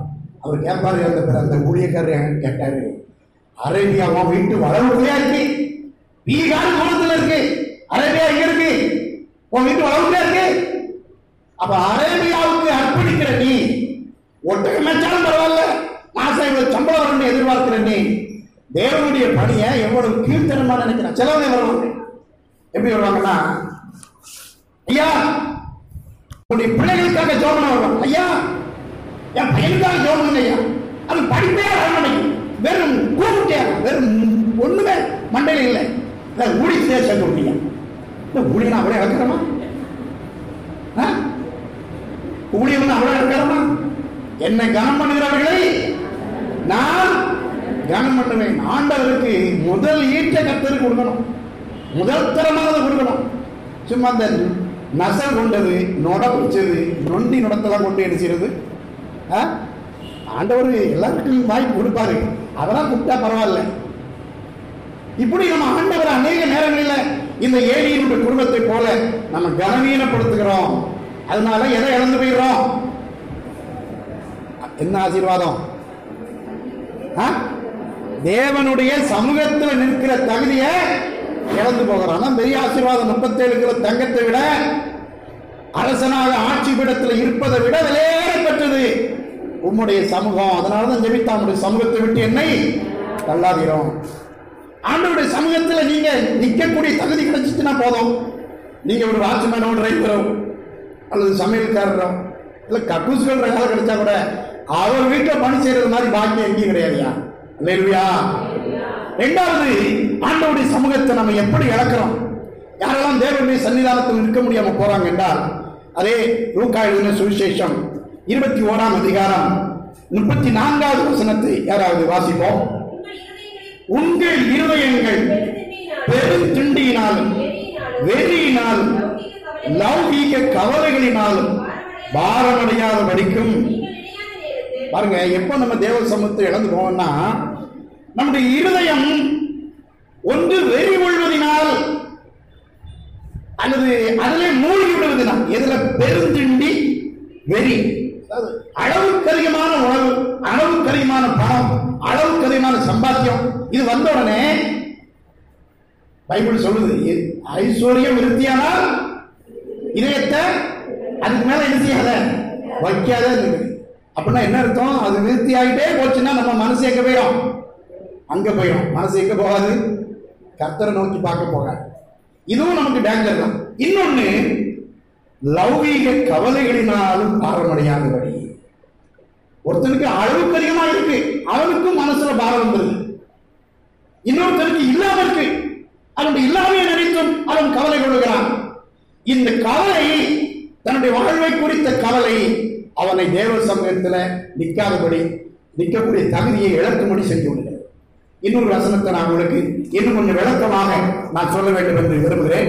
நீங்கள் என்னோடு சேர்ந்து 1 ராஜாக்களின் புஸ்தகம் 18வது அதிகாரத்தை எல்லாரும் எடுத்துக்கொள்ளுங்கள். 1 ராஜாக்கள் 19வது அதிகாரம்.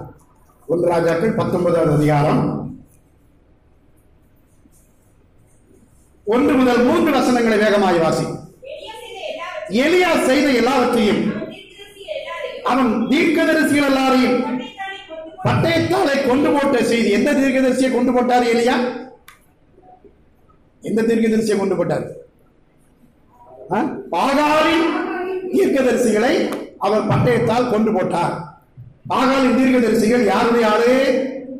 அன்றைக்கு நாட்டை ஆண்டு கொண்டிருந்த ஆகாப் என்ற இஸ்ரவேலின் ஒரு பேரரசனுடைய மனைவி ஏசபேல் அப்பாயின் பண்ண ஆளுதான். அவங்க அரசாங்க தீர்க்கதரிசிகளாக, அரசாங்க அனுமதி பெற்ற பூசாரிகளாக இருந்தார்கள். அவர்களை எலியா எல்லாரையுமே கொண்டு போட்டார். இந்த செய்தி ஆகாப் மூலம் ஏசபேலுக்கு சொல்லப்பட்டது. ஆகாப் தான் நேரில் பார்க்கிறார். உடனே ஏசபேல் என்ன சொல்கிறாள்? 2வது வசனத்தை வாசிங்க. அப்பொழுது ஏசபேல் எலியாவிடத்தில் ஆள் அனுப்பி, அவர்கள் ஒவ்வொருவருடைய பிராணன் உயிருக்கும் செய்யப்பட்டது போல நான் நாளை இந்நேரத்தில் உன் பிராணனுக்கு செய்யாது போனால் தேவர்கள் அதற்கு சரியாகவும் அதற்கு அதிகமாகவும் எனக்கு செய்ய கடவுள் என்று சொல்ல சொன்னாள். சும்மா மிரட்டுறான். தேவர்கள்னா அவ வழிபடுகிற தேவர்கள், தலையே நான் அறுக்கலன்னா என்னுடைய தேவர்கள் எனக்கு அதுக்கு ஈக்குவலான தண்டனை கொடுக்கட்டும் என்று எலியாவை மிரட்டும் விதத்தில், அச்சுறுத்தும் விதத்தில் ஆட்களை அனுப்புகிறார். இப்ப எலியாவுக்கு ஒரு பெரிய உயிருக்கு சேதம் வந்து விட்டது, உயிருக்கு அச்சுறுத்தல் ஏற்பட்டு விட்டது. இந்த ஏசபேல் ஒரு பொல்லாத கொலைவெறி கொண்டவள். அவள்தான் ஆகாப் அரசனை தன்னுடைய கைப்பாவையாக இயக்கிக் கொண்டிருந்தவள். ஆகவே 3வது வசனத்தில் பார்க்கிறோம், அவனுக்கு அதாவது எலியாவுக்கு அது தெரிந்த போது எழுந்து தன் பிராணனை காக்க யூதாவை சேர்ந்த பெயர்சபாவுக்கு புறப்பட்டு போய், எதுக்காக? எதுக்காக? பிராணனை காக்கிறதுக்கு என்ன செஞ்சுட்டான்? இந்த பிராணனுக்கு ஆபத்து எதனால வந்துச்சு? ஆகாலின் தீர்க்கதரிசிகளை கொன்னு போட்டதுனால ஆபத்து வந்துச்சு. சரி, இப்போ சாத்ராக் மேஷாக் ஆபத்தினருக்கு உயிருக்கு ஆபத்து எதுக்கு வந்துச்சு? அந்த பொற்சிலையை பணிந்து கொள்ள மறுத்ததுனால வந்துச்சு. அவங்க என்ன சொன்னாங்க? அவங்க உயிரை காப்பாற்றிட விரும்பினாங்களா, ஆண்டவருக்கு அவங்களுக்குள்ள உறவை காப்பாற்றிட விரும்பினாங்களா? அதான் தேவ சமூகத்தில் நிற்கிறது. அல்லேலூயா. உடனே அவங்க என்ன செய்தாங்க? என்னுடைய ஆண்டவர் எங்களை விடுவிப்பாரு, அவர் விடுவியாமல் போனாலும் நமக்கு இயேசு விடுவிக்கிறார், இயேசு சுகமாக்குகிறார், இயேசு ஆசீர்வதிக்கிறார், அதுதான் தெரியும். ஆனா அவங்களுக்கு இன்னொன்று தெரிஞ்சிருந்து, இயேசு விடுவிக்காமல் போனாலும் நாங்கள் இந்த பொற்சிலை என்ன செய்ய மாட்டோம். அப்ப அவங்க ஆண்டவருடைய கட்டளை என்ன, என்று உனக்கு வேற தேவர்கள் உண்டாய்க்க வேண்டாம்ங்கிற கட்டளைக்கு லாபம் வந்தாலும் கீழ்படுத்திருந்தாங்க, நஷ்டம் வந்தாலும் கீழ்படுத்திருந்தாங்க. லாபமானாலும் நஷ்டமானாலும், என்னுடைய ஆண்டவரை விடுவிச்சாலும் விடுவியாமல் போனாலும் நாங்கள் இந்த கட்டளையை மீற மாட்டோம், எங்கள் தேவனை தவிர வேற யாரையும் பணிந்து கொள்ள மாட்டோம்னு தங்களுடைய ஜீவனை என்ன செய்தாங்க? பணிய வச்சாங்க. அவங்களுக்கு எதை பற்றி கவலை இல்லை, உயிரை பற்றி கவலை இல்லை, உணவை பற்றி கவலை இல்லை. உணவா போயிட்டு ஓட்டியா துணிஞ்சு நின்னாங்க. இப்படிப்பட்ட நற்சாட்சி பெற்றவர்கள். எலியா ஒரு பெரிய ஆள்தான், வானத்திலிருந்து அக்கினி இறக்கி காட்டின ஒரு பெரிய இயற்கைக்கு அப்பாற்பட்ட அற்புதத்தை நிகழ்த்தி காட்டின இந்த எலியாவுக்கும் என்ன வந்துட்டு? உயிர் பயம் வந்துச்சு. சிலர் மேடையில இப்பொழுதே ஆண்டவர் சோகம் எடுக்கிறார், இப்பொழுதே உடைய கிட்னி வியாதியை குணப்படுத்துகிறார், இப்பொழுதே உடைய ஹார்ட் அட்டாக்ல சோகப்படுத்துகிறார், இப்பொழுதே அப்படின்னு ரொம்ப ஆணித்தரமா பிரசங்கம் பண்ணுவாங்க. ஆனா அவங்களும் மெடிக்கல் இன்சூரன்ஸ் போட்டு வச்சுடுவாங்க. ஏதுமே என்ன செய்யும்? இன்சூரன்ஸ் போடுறதெல்லாம் தப்புன்னு சொல்லல, ஆனா மற்றவங்களுக்கு அற்புதம் செய்கிறார் இயேசுன்னு சொல்ற அந்த நபர், எனக்கு ஆண்டவர் அற்புதம் செய்தாருங்கிற நம்பிக்கை அவருக்கு யார் இல்லை? சொல்லுங்க. எனக்கு அந்த நம்பிக்கை இருந்துச்சுன்னா நான் மற்றவங்களுக்கு சொல்றேன். அப்ப எனக்கு ஆண்டவர் செய்வாரா செய்ய மாட்டாரா? பாருங்க, இப்படிலாம் நம்ம ரொம்ப ஆழமா யோசிச்சு பார்த்தோம்னா நிறைய பேருடைய வாழ்க்கையில சொல்றது ஒண்ணு, ஆனா அவருடைய வாழ்க்கை நடக்கிறது ஒண்ணு. விசுவாச பரீட்சைக்கு நிற்காதவங்க எதுக்கு நிற்க மாட்டாங்க? ஏன்னா அவங்களுக்கு என்ன வந்துடும்? உயிர் பயம் வந்துடும். உயிர் பயம் வந்துடும். இந்த உயிரை சேஃப்டி பண்றதுக்கு என்னெல்லாம் வந்தோ எல்லாத்தையும் பண்ணி வச்சிருப்பாங்க. உயிரை சேஃப்டி பண்றதுக்கு எல்லாத்தையும் பண்ணி வச்சிருப்பாங்க. இப்படி உயிரை குறித்து நம்ம கவலைப்பட்டா கடவுள் இயேசு கிறிஸ்துவை பின்பற்றுறதுக்கு தகுதி உள்ளவங்களா அப்படின்னு ஒரு கேள்வி கேட்டா இயேசு தெளிவா சொல்றாரு, ஒருவன் என்னை பின்பற்ற வேண்டும் என்று விரும்பினார் அவன் தன்னைத்தான் தன் ஜீவனை இழக்க விரும்பாதவன் என்ன பின்பற்ற, இழக்க விரும்புறவன் என்ன பின்பற்ற முடியும்னு சொல்லிட்டாங்க. அப்ப ஜீவனா உயிரா ஆண்டவரா அப்படிங்கிற ஒரு டக்கா போர்ல ஆண்டவரை பின்பற்றதுக்காக உயிர் போனாலும் பரவாயில்லைன்னு யாரு அப்படிப்பட்ட அர்ப்பணிப்புல நிற்கிறாங்களோ அவங்க தான் தேவ சமூகத்தில் இருக்கிறதுக்கு பாத்திரவான்கள், தகுதி உள்ளவர்கள். அல்லேலூயா. சரி, இன்னைக்கு நிறைய கூட்டங்கள்ல வர்ற மக்கள் எதுக்காக வர்றாங்க? கர்த்தருக்காக வராங்களா? அல்லது அந்த கூட்டத்தை வச்சு தங்களுக்கு ஏதாவது ஆசீர்வாதம் வராங்களா? இயேசுக்காக என்னை இழக்கிறதுக்கு தயார் அப்படின்னு வர்ற கூட்டமா, அது இயேசுவை வச்சு ஒரு சதுரடிக்கு 10,000 கொடுத்தா எனக்கு ஆண்டவர் ஒரு பட்சி விட தரமாட்டாரா அப்படின்னு சொல்லி கிடைக்குமான்னு எதிர்பார்த்து வர்றவங்க தான் நிறைய பேர் என்ன செய்றாங்க இருக்கிறாங்க. அப்ப நாங்க அதுக்கு நினைச்சு வரக்கூடாதா அப்படி நீங்க கேட்கலாம். பாருங்க, உங்களுக்கு என்னது தேவை என்பதை ஆண்டவர் அறிந்திருக்கிறார். நம்ம கேட்டாலும் கிடைக்கும், கேட்காட்டாலும் கேட்காமே தரமாட்டாரா? கேட்காமலே நமக்கு தருவார். கேட்கறது தப்பு இல்லை, ஆனா இந்த நோக்கத்துக்காக மட்டும் நம்ம ஆண்டவர் சமத்துக்கு வரக்கூடாது. ஆண்டவர் சமத்துக்கு எதுக்கு வரணும்? அவர் என்ன சொல்லுவார், அவருடைய வசனம் என்ன சொல்லுகிறது, என்னுடைய வாழ்க்கையில எதை எதை நான் விட வேண்டும், எதை எதை இழக்க வேண்டும், எதை எதை சேர்க்க வேண்டும் என்று வேத வசனத்தின்படி ஒரு வாழ்க்கை மாற்றத்திற்கு, வேத வசனத்தின்படி ஒரு வாழ்க்கை மாற்றத்திற்கு யார் தங்களை உட்படுத்திக் கொள்ள விரும்புகிறார்களோ அவர்கள் தான் தேவ சமூகத்தில் இருப்பதற்கு தகுதி உள்ளவர்கள். அல்லேலூயா. இன்னொரு வசனத்தை நான் உங்களுக்கு வாசித்து காண்பித்து விட்டு இந்த ராஜாக்களின் புஸ்தகத்துக்கு வர விரும்புகிறேன். என்னோடு சேர்ந்து அப்போஸ்தலர் நடபடியின் புஸ்தகத்தை புரட்டிக் கொள்ளுங்கள். அப்போஸ்தலர் நடபடியின் புஸ்தகம் 15ஆம் அதிகாரம். இந்த அப்போஸ்தலர் பவுலை பற்றி, பர்னபாவை பற்றி அன்றைக்குள்ள சர்டிபிகேட், அன்றைக்குள்ள சபை தலைவர்கள் என்ன சர்டிபிகேட் கொடுத்தாங்கன்னு சொல்லப்பட்டிருக்கிறது. அப்போஸ்தலர் 15:25 யாராவது வாசிங்க. நம்முடைய நல்ல கவனிங்க, நம்முடைய கர்த்தராகிய இயேசு கிறிஸ்துவின் நாமத்துக்காக, நல்ல கவனிங்க, தங்கள் பிராணனையும் ஒப்பு கொடுக்க துணிந்தவர்கள். யாரை பற்றி சொல்றாங்க? பவுலை பற்றியும் பர்னபாவை பற்றி சொல்றாங்க. பவுலை பற்றியும் பர்னபாவை பற்றியும் அன்றைக்குள்ள திருச்சபை தலைவர்கள் கொடுத்த சர்டிபிகேட் என்ன? கர்த்தராகிய இயேசு கிறிஸ்துவின் நாமத்துக்காக தங்கள் பிராணனையும் ஒப்பு கொடுக்க துணிந்தவர்கள். அல்லேலூயா, அல்லேலூயா. இன்னொரு வசனத்தை வாசிங்க. அதே அப்போஸ்தலர் நடபடியின் புஸ்தகம் 20ஆம் அதிகாரம். அப்போஸ்தலர் நடபடியின் புஸ்தகம் 20ஆம் அதிகாரம். பவுலை குறித்து அன்றைக்குள்ள திருச்சபை தலைவர்கள், பவுல் கர்த்தராகிய இயேசு கிறிஸ்து நாமத்துக்காக தன்னுடைய பிராணனை ஒப்புக் கொடுக்க துணிந்தவர் என்று சொன்னார்கள். பவுல் அதை செய்து காட்டினார். அப்போஸ்தலர் 20:24 வசனத்தை வாசிங்க. ஆகிலும் அவைகளில் ஒன்றையும் குறித்து கவலைப்படேன், என் பிராணனையும் நான் அருமையாக எண்ணேன், என் ஓட்டத்தை சந்தோஷத்தோட முடிக்கவும் தேவனுடைய கிருபையின் சுவிசேஷத்தை பிரசங்கம் பண்ணும்படி நான் கர்த்தராகிய இயேசு கிறிஸ்துவினிடத்தில் பெற்ற ஊழியத்தை நிறைவேற்றவுமே. அவருக்கு ஊழியம் முக்கியமா, உயிர் முக்கியமா? ஊழியம் முக்கியம். அல்லேலூயா. இன்னைக்கு நிறைய பேருக்கு எது முக்கியம்? உயிர் தான் முக்கியம். இந்த கூட்டத்துக்கு வராதீங்க, உங்களை கொண்டு வச்சு கொல்ல போறாங்க அப்படின்னு ஒரு நியூஸ் கிடைச்சிட்டு வைங்களா. கூட்டத்தில் கொண்டாடி பிரசங்கம் பண்ணிட்டு கொண்டாடி இப்படி செத்தாது எவ்வளவு ஆசீர்வாதம் நினைச்சு துணிச்சு வர்றவன் தான் தேவ சமூகத்தில் நிற்கக்கூடிய தகுதி உள்ளவன். அல்லேலூயா. குண்டா குண்டா அப்படியா, அவன் கேன்சல் பண்ணி கண்டுபிடிச்சு நான் வரமாட்டேன் அப்படின்னு சொல்றவங்க யாருக்கு எது கிடையாது. ஆண்டோடைய சமூகத்தில் நிற்க ஊழியக்காரங்க ஆசனத்தில் இருப்பாங்க, ஊழியக்காரங்க ஆசனத்தில் இருப்பாங்க. ஆனா எதை இழந்துருவாங்க? தேவனுடைய அவன்கிட்ட 37 கிலோ தங்க கிரீடம் இருக்கும், தங்கத்தால செய்யப்பட்ட அந்த சிம்மாசனம் இருக்கும், அரண்மனை இருக்கும், எல்லா ஆட்சி இருக்கும், அதிகாரம் இருக்கும், எல்லாம் இருக்கும். ஆனா எது மட்டும் இருக்காது? தேவ சமூகத்தில் இருக்கக்கூடிய தகுதி இருக்காது. உலகத்துக்கு எது தெரியும்? தங்கத்தால் செய்யப்பட்ட சிம்மாசனமும் தங்கத்தால் செய்யப்பட்ட அரண்மனையும் கிரீடமும் தங்கமும் தான் உலகத்துக்கு தெரியும்.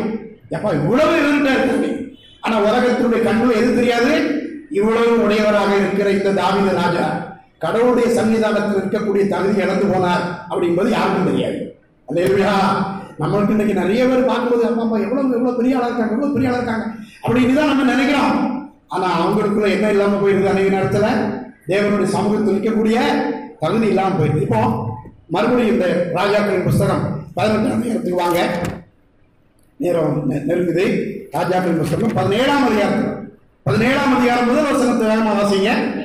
இங்கே முதல் எலியா தன்னை குறித்து எப்படி ஒரு அறிவிப்பை, தன்னை பற்றி எப்படி அறிமுகப்படுத்துகிறார் என்பதை அந்த வசனம் சொல்லுகிறது. வாசிங்க. கீழையாத்தின் குடிகளிலே திஸ்பியனாகிய எலியா ஆகாவை நோக்கி, என் வாக்கின்படி அன்றி இந்த வருஷங்களிலே பனியும் மழையும் பெய்யாதிருக்கும் என்று இஸ்ரவேலின் தேவனாகிய கர்த்தருக்கு முன்பாக நிற்கிற நான். இப்ப தன்னை பற்றி எப்படி ராஜாவுக்கு அறிமுகப்படுத்தினாரு? இஸ்ரவேலின் தேவனுக்கு முன்பாக நிற்கிற நான். எவ்வளவு கெத்தா சொல்றாரு பாருங்க. யார்கிட்ட அப்படி சொல்றாரு? யார்கிட்ட சேலஞ்ச் பண்றாரு? ராஜாவுக்கு சேலஞ்ச் பண்றாரு. ராஜாவே, உங்களுடைய தர்பார் மண்டபத்துல உங்களுடைய சிம்மாசனத்தில் உட்கார்ந்துட்டு என்னுடைய மந்திரி சபையினுடைய தீர்மானத்தினுடைய நாட்டிலே மழை பெய்வதாக அப்படின்னு சட்டம் போட்டா மழை பெய்யுமா? அதான் அர்த்தம். நீ சட்டம் போட்டு மழை பெய்யுமா? ஆனா நான் சொன்னாதான் மழை பெய்யும். மழையும் பெய்யும், பனியும். நான் பெய்யக்கூடாதுன்னு சொன்னா பனியும் பெய்யாது, மழையும் பெய்யாது. ஏன் தெரியுமா? நீ சிம்மாசனத்தை உட்கார்ந்து இருக்கா. நான் இஸ்ரவேலின் சேனைகளின் கர்த்தருக்கு முன்பதாக நிற்கிறார். உனக்கும் எனக்குள்ள தகுதி வித்தியாசம் தான். நீ ஆசனத்தில் உட்கார்ந்து இருக்கிறாரு, நான் ஆண்டவனுடைய சன்னிதானத்தில் நிற்கிறார். யார் பெரியாரு? பாருங்க, இன்னொரு வசனத்தை வாசிங்க. 18ஆம் அதிகாரம்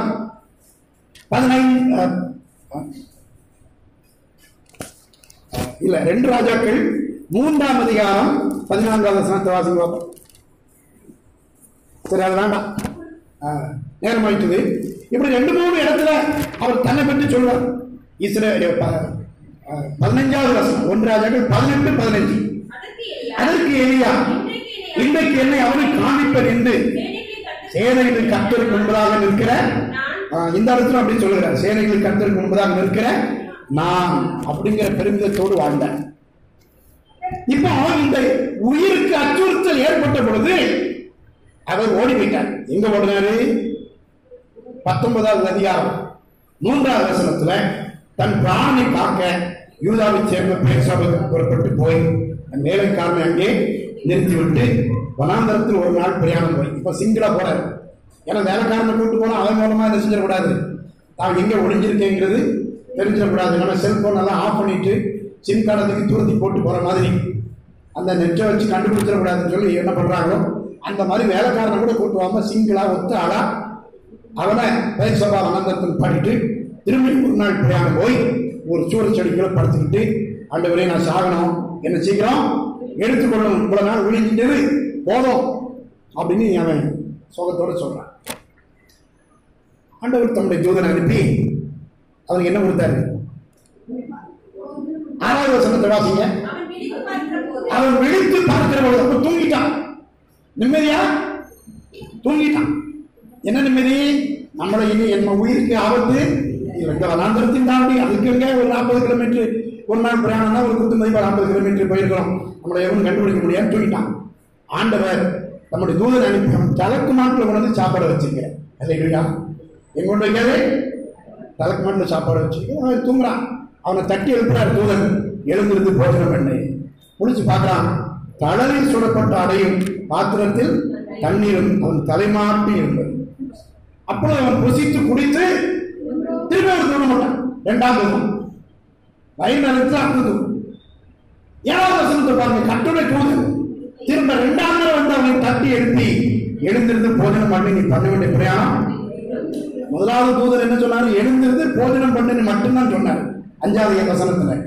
இப்போ 7வது வசனத்துல நீ எழுந்திருந்து போஜனம் பண்ணி பண்ண வேண்டிய பிரயாணம், என்ன சாப்பிட்டு தூங்காத, எழுந்து பிரயாணம் பண்ணி நிறைய தூரம் போனோம்னு சொல்றாரு. அவன் எழுந்து போஜனம் பண்ணி அந்த போஜனத்தின் பலத்தினால் இத்தனை நாள் நடந்தாரு? 40 நாள் இரவு பகல் நடந்து ஒரே பெண்ணும் தேவனுடைய பர்வதம் மட்டும். இந்த ஓரே என்பது என்ன தெரியுமா?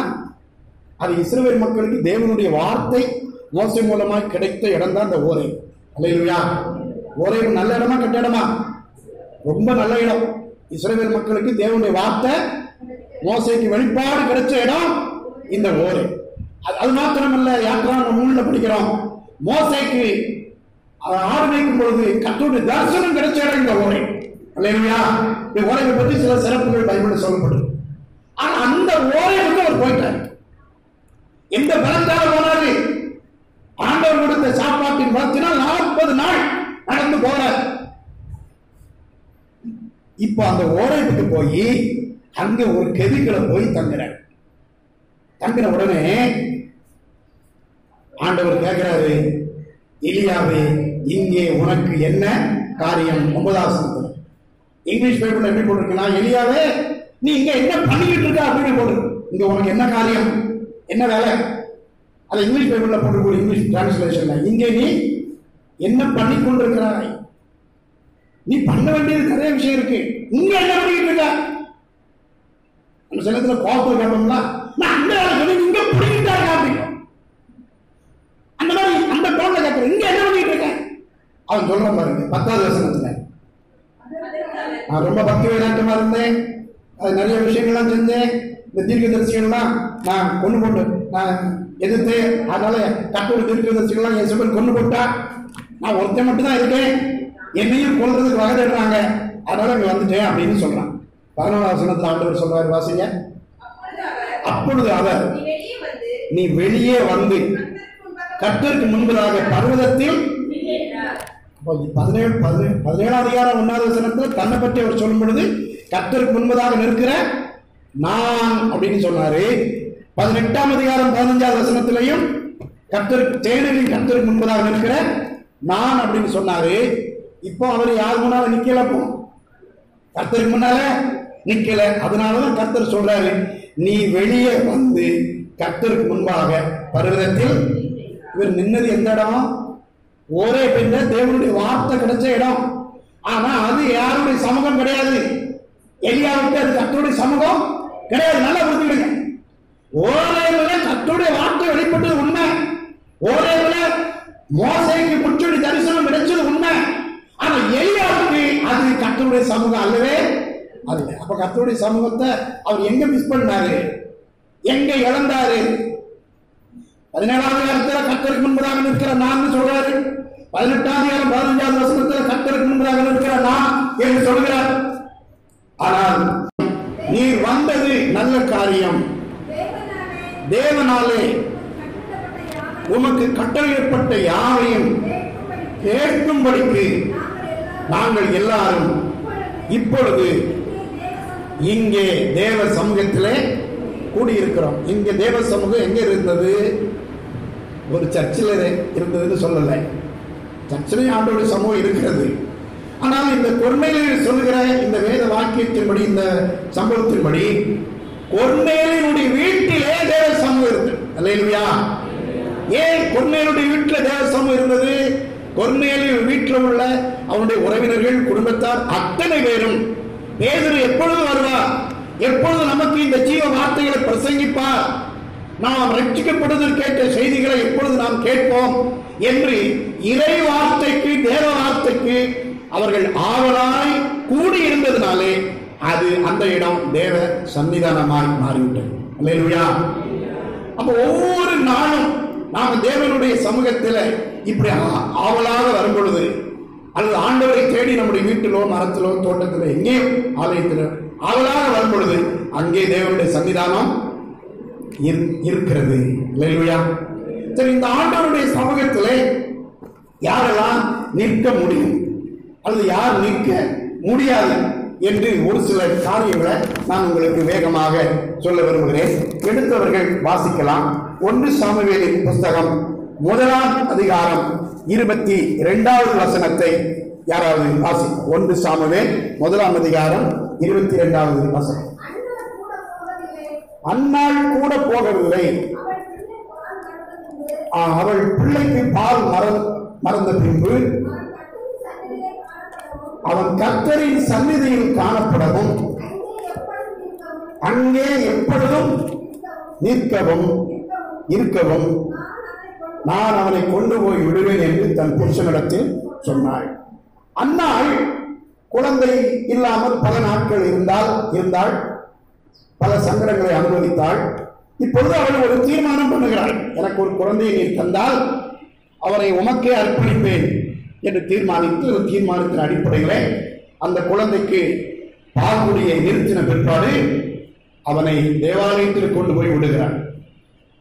என்ன நோக்கத்தோடு விடுகிறாள்? அவன் கர்த்தரின் சந்நிதியிலே காணப்படவும் அங்கே எப்பொழுதும் இருக்கவும்.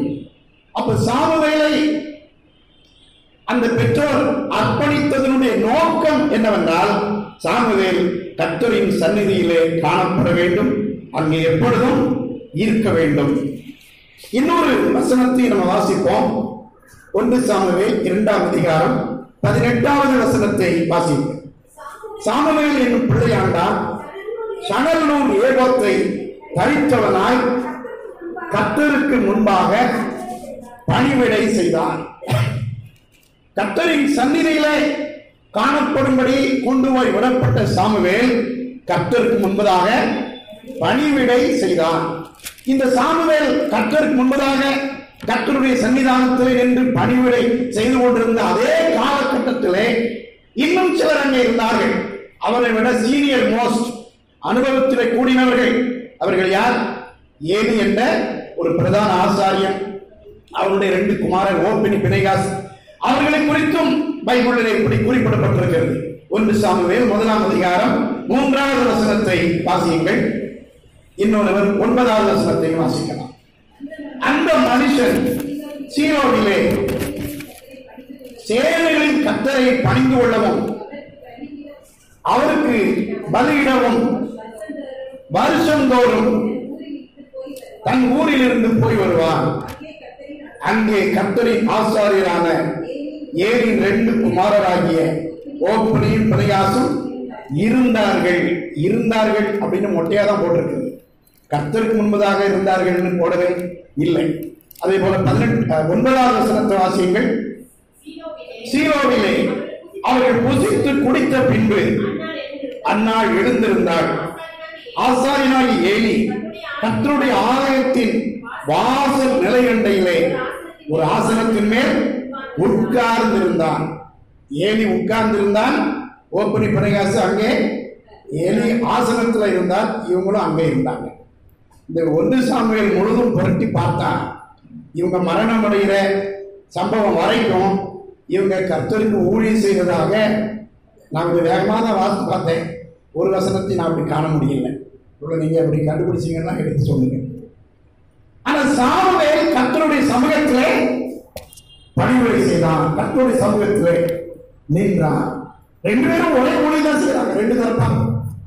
ஏலியும் ஏலியுடைய குமாரரும் ஊழியம் செய்தார்கள். சாமுவேலும் ஊழியம் செய்தார். ஆனால் ஏலி ஒரு ஆசனத்திலே தான் உட்கார்ந்திருந்தான். ஆனால் சாமுவேல் கர்த்தருடைய சன்னிதானத்திலே பணிவிடை செய்தான். அல்லேலூயா. இப்ப ஆசனத்துக்கும் சன்னிதானத்துக்கும் உள்ள வித்தியாசம் தெரியுதா உங்களுக்கு? தெரியுதா தெரியலையா? நம்ம பார்வையில் யாருதான் பெருசா தெரியும்? ஆசனத்துல இருக்கிறவங்க தான் பெருசா தெரியும். கர்த்தருடைய சன்னிதானத்துல நிற்கிறவங்களை பெருசாவே நமக்கு தெரியவே தெரியாது. உலகத்துக்கு முன்பதாக ஆசனத்தில் இருக்கிறவங்க தான் பெருசா இருப்பாங்க, பெரிய ஆளா மதிக்கப்படுவாங்க. அவங்க ஆரம்ப ஜெபமும் முடிவு ஜெபமும் ஆசீர்வாத ஜெபமும் பண்ணுவாங்க, அவ்வளவுதான். ஆனா கர்த்தருடைய சன்னிதானத்தில் நிற்கிறார்களா? சரி, இவர்கள் ஏன் கர்த்தருடைய சன்னிதானத்தில் நிற்க முடியாமல் போயிட்டு, அதுதான் முக்கியமான ஒரு செய்தி.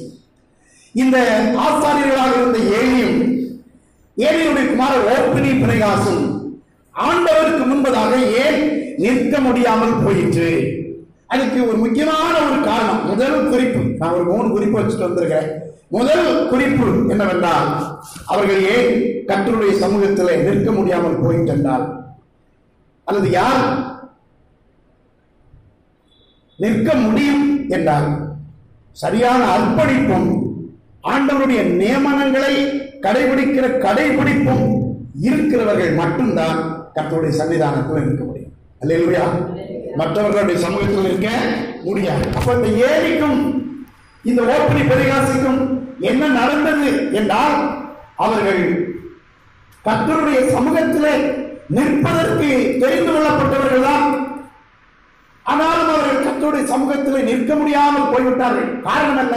அவர்களுடைய உண்மையான அர்ப்பணிப்பும் ஆண்டவருடைய நியமனங்களை கடைபிடிக்கிற கடைபிடிப்பும் இல்லாமல் போய்விட்டது. ஒரு வசனத்தை வாசிக்கலாம். 1 சாமுவேல் 2ஆம் அதிகாரம் 30வது வசனத்தை யாராவது வாசி. ஆகையால் இஸ்ரவேலின் தேவனாகிய கர்த்தர் சொல்கிறதாவது, உன் வீட்டாரும் உன் பிதாவின் வீட்டாரும் என்றென்றைக்கும் என் சன்னதியில், நல்ல கவனிங்க, என்றென்றைக்கும் என் சந்நிதியில் நடந்து கொள்வார்கள் என்று நான் நிச்சயமாய் சொல்லியிருந்தும் இனி அது எனக்கு தூரமாய் இருப்பதாக. ஆண்டவர் ஏலியின் குடும்பத்தை பற்றி ஒரு தெளிவான வாக்குறுதி கொடுத்திருந்தார். என்ன வாக்குறுதி? நீயும் உன் சந்ததியும் என் சன்னிதானத்தில் என்றென்றைக்கும் நடந்து கொள்வீர்கள். இது ஒரு பெரிய ஆசீர்வாதமா? இது ஒரு ஆசீர்வாதமா? ஆண்டவருடைய சன்னிதானத்தில் நிற்கிறது சாதாரண விஷயமா, பெரிய விஷயமா? இன்னைக்கு நம்ம எதைத்தான் பெருசா நினைக்கிறோம். நீ பாருங்க, ஒரு கலெக்டர் ஆஃபீஸ் போறீங்க. கலெக்டர் ஆஃபீஸில் போனா நமக்கு அங்கே யாரையுமே தெரியாது. அப்போ முதலாவது போகணும், யாருமே பார்ப்போம், கலெக்டர் ஆஃபீஸில் ஒரு உதவியாளர் இருப்பார் பார்த்தீங்களா, ஒரு பியூன். அவர் தான் போய் பார்ப்போம். அவர் தான் வெளியே நிற்பார், உள்ளே போவார், வெளியே நிற்பார், உள்ளே போவார். கலெக்டர் பார்க்கணும்னு சொல்லி அவர் தான் போய் சொல்லுவோம். அவர் தகவல் அங்கே சொல்லுவார். அவரால் எப்படி போக முடியுதுன்னா, அவர் யார் முன்னால் நிற்கிறாரு? கலெக்டர் முன்னால நிற்கிறாரு. அவர் நமக்காக ரெக்கமெண்ட் பண்ணா நிச்சயமா அது நடக்கும். இதே மாதிரி அவர் கலெக்டர் கிடையாது, கலெக்டர் சமூகத்தில் நிற்கிறவர். ஆனா அவருக்கு இருக்கிற மரியாதை எவ்வளவு பெரிய மரியாதை! தமிழ்நாட்டில் ஒரு சீஃப் மினிஸ்டர் இருக்கிறார் வைங்களா, சீஃப் மினிஸ்டர் விட சீஃப் மினிஸ்டர் வீட்டில் வேலைக்காரனா இருப்பான் பார்த்தீங்களா, அவனுக்கு எவ்வளவு மரியாதை! சீஃப் மினிஸ்டர் வீட்டில் கக்கூஸ் கழுவுறவனுக்கு எவ்வளவு மரியாதை! சீஃப் மினிஸ்டருக்கு சாப்பாடு வாங்கி போடுறாங்க இந்த பஸ்ல, அவனுக்கு எவ்வளவு மரியாதை! சீஃப் மினிஸ்டருக்கு டிரைவரா இருக்கிறவங்களுக்கு எவ்வளவு மரியாதை! எவ்வளவு பெரிய பெரிய கோடீஸ்வரனா இருக்கிறவங்கலாம் சீஃப் மினிஸ்டர் வீட்டில் இருக்கிற டிரைவரை பார்த்து ஒரு விஷயத்தை ஐயா கிட்ட சொல்றதுக்கு எவ்வளவு தவம் கிடக்கிறான் பாருங்க. ஏன் அந்த சமையல்காரனும் அந்த கக்கூஸ் கிளீன் பண்றவரும் இந்த டிரைவரும் அவ்வளவு முக்கியத்துவம் பண்றாங்க அப்படின்னா, அவங்க யாரை தரிசிக்கிறாங்க? தினமும் யாரை சந்திக்கிறாங்க? சீஃப் மினிஸ்டரை சந்திக்கிறாங்க. அவர் வீட்டுக்குள்ள நிற்கக்கூடிய தகுதி அவங்களுக்கு கிடைச்சிருக்கு. தொழில் அற்பமான தொழிலோ, கனமான தொழிலோ, கனவீனமான தொழிலோ, அதை பற்றி பிரச்சனை இல்லை. எங்க நிற்கிறாங்க? சீஃப் மினிஸ்டர் வீட்டில். இதே மாதிரி தான் நம்ம ஒவ்வொருவரும் கனமானவர்களா, கனவீனமானவர்களா, ஊழியத்தில் பிரபலமானவர்களா, பிரபலம் இல்லாத சாதாரண ஆட்களா, அது பிரச்சனை அல்ல. நாம எங்கே இருக்கிறோம்? கர்த்தருடைய சன்னிதானத்தில் நிற்கிறவர்களாய் காணப்படுகிறோமா என்றால் அதுதான் ஆசீர்வாதமான காரியம். அல்லேலூயா, அல்லேலூயா. நீங்க பாருங்க, சங்கீதம் 51 சங்கீதம் 11வது வசனத்துல, 51 சங்கீதம் எந்த காலகட்டத்தில் எழுதப்பட்டது என்பது உங்கள் இருதயம் வெறியினாலும் லௌகிக கவலைகளினாலும் பாரம் அடையக்கூடாது. உலக கவலை உங்களுக்குள்ள வரக்கூடாது. 36வது வசனத்துல, மனுஷகுமாரன் கும்பலாக நிற்பதற்கு பாத்திரவான்களாக எண்ணப்படுவதற்கு எப்பொழுதும் ஜெபம் பண்ணி விழித்திருங்கள், விழிப்பாயிருங்க, ஆயத்தமாயிருங்க என்று இந்த மத்தேயு 24, 25 அதிகாரங்கள் படிக்கணும். அந்த 2 வசனத்தை மட்டும் வாசனை முடிக்கிறேன். மத்தேயு 24, 42, 44 வாசிங்க. மத்தேயு 24, 42, 44. உங்கள் ஆண்டவர் இந்த நாளிலே வருவார் என்று நீங்கள் அறியாதிருக்கிறபடியினால் விழித்திருங்கள். நீங்கள் நினையாத நாளிலே மனுஷகுமாரன் வருவார். ஆதலால் நீங்களும் 2 வார்த்தை சொல்றார், விழித்திருங்கள். மனுஷகுமாரன் முன்பதாக நிற்பதற்கு தகுதி உள்ளவர்களாக பாத்திரவர்களாக காணப்படும் பொருட்டு எப்பொழுதும் ஜெபம் பண்ணி விழித்திருங்கள். விழித்திருங்கள், ஆயத்தமாயிருங்கள். ரொம்ப முக்கியமான வசனம். அதுக்கு அடுத்த 25வது அதிகாரத்தில் மத்தேயு சொல்றாரு, 10 கன்னிகளை ஓமை சொல்லி, புத்தி உள்ளவங்க எண்ணெயை கூட கொண்டு போனாங்க, புத்தி இல்லாதவங்க தீவட்டி மட்டும் செய்தாங்க. அப்படின்னா என்ன அர்த்தம்? அங்க போனவர் பார்த்துக்கிடலாம் அப்படின்னு அசால்ட்டா வாழ்ந்தாங்க. ஆவிக்குரிய ஜீவத்தை குறித்து, ஊழியத்தை குறித்து நம்ம அசால்ட்டா வாழவே கூடாது. எப்பொழுதுமே நம்ம ஆண்டவருடைய ராஜ்யத்துக்கு போறதற்கு, அவருடைய சமூகத்தில் இருக்கிறதுக்கு தகுதியா இருக்கணும். எதை வேண்டுமானாலும் இழக்கிறதுக்கு தயாராக நின்றவென்றால் ஆண்டவர் நமக்கு துணையாக இருப்பார். எல்லா இடத்திலும் நம்மளை வெற்றி சிறக்க பண்ணுவார். அவருடைய சமூகத்தில் இருக்கக்கூடிய தகுதியை நமக்கு தந்து நம்மை ஆசீர்வதிப்பார். எல்லாரும் ஜெபம் பண்ணுவோம். எல்லாரும் ஒரு நிமிஷம் எழுந்து நம்ம கர்த்தர் நோக்கி நம்ம ஜெபிக்க போகிறோம். பிரைஸ் தான். ஆண்டவரே, நம்முடைய சமூகத்தில் இருப்பதற்கு என்ன தகுதிப்படுத்து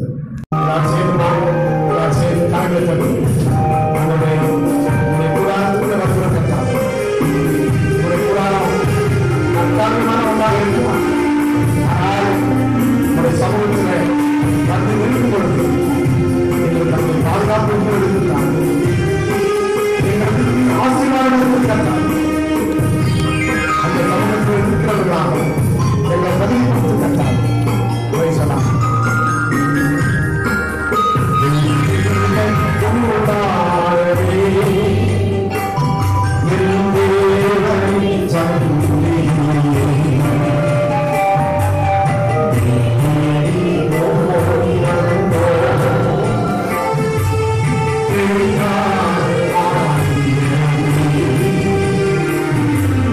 மகிமை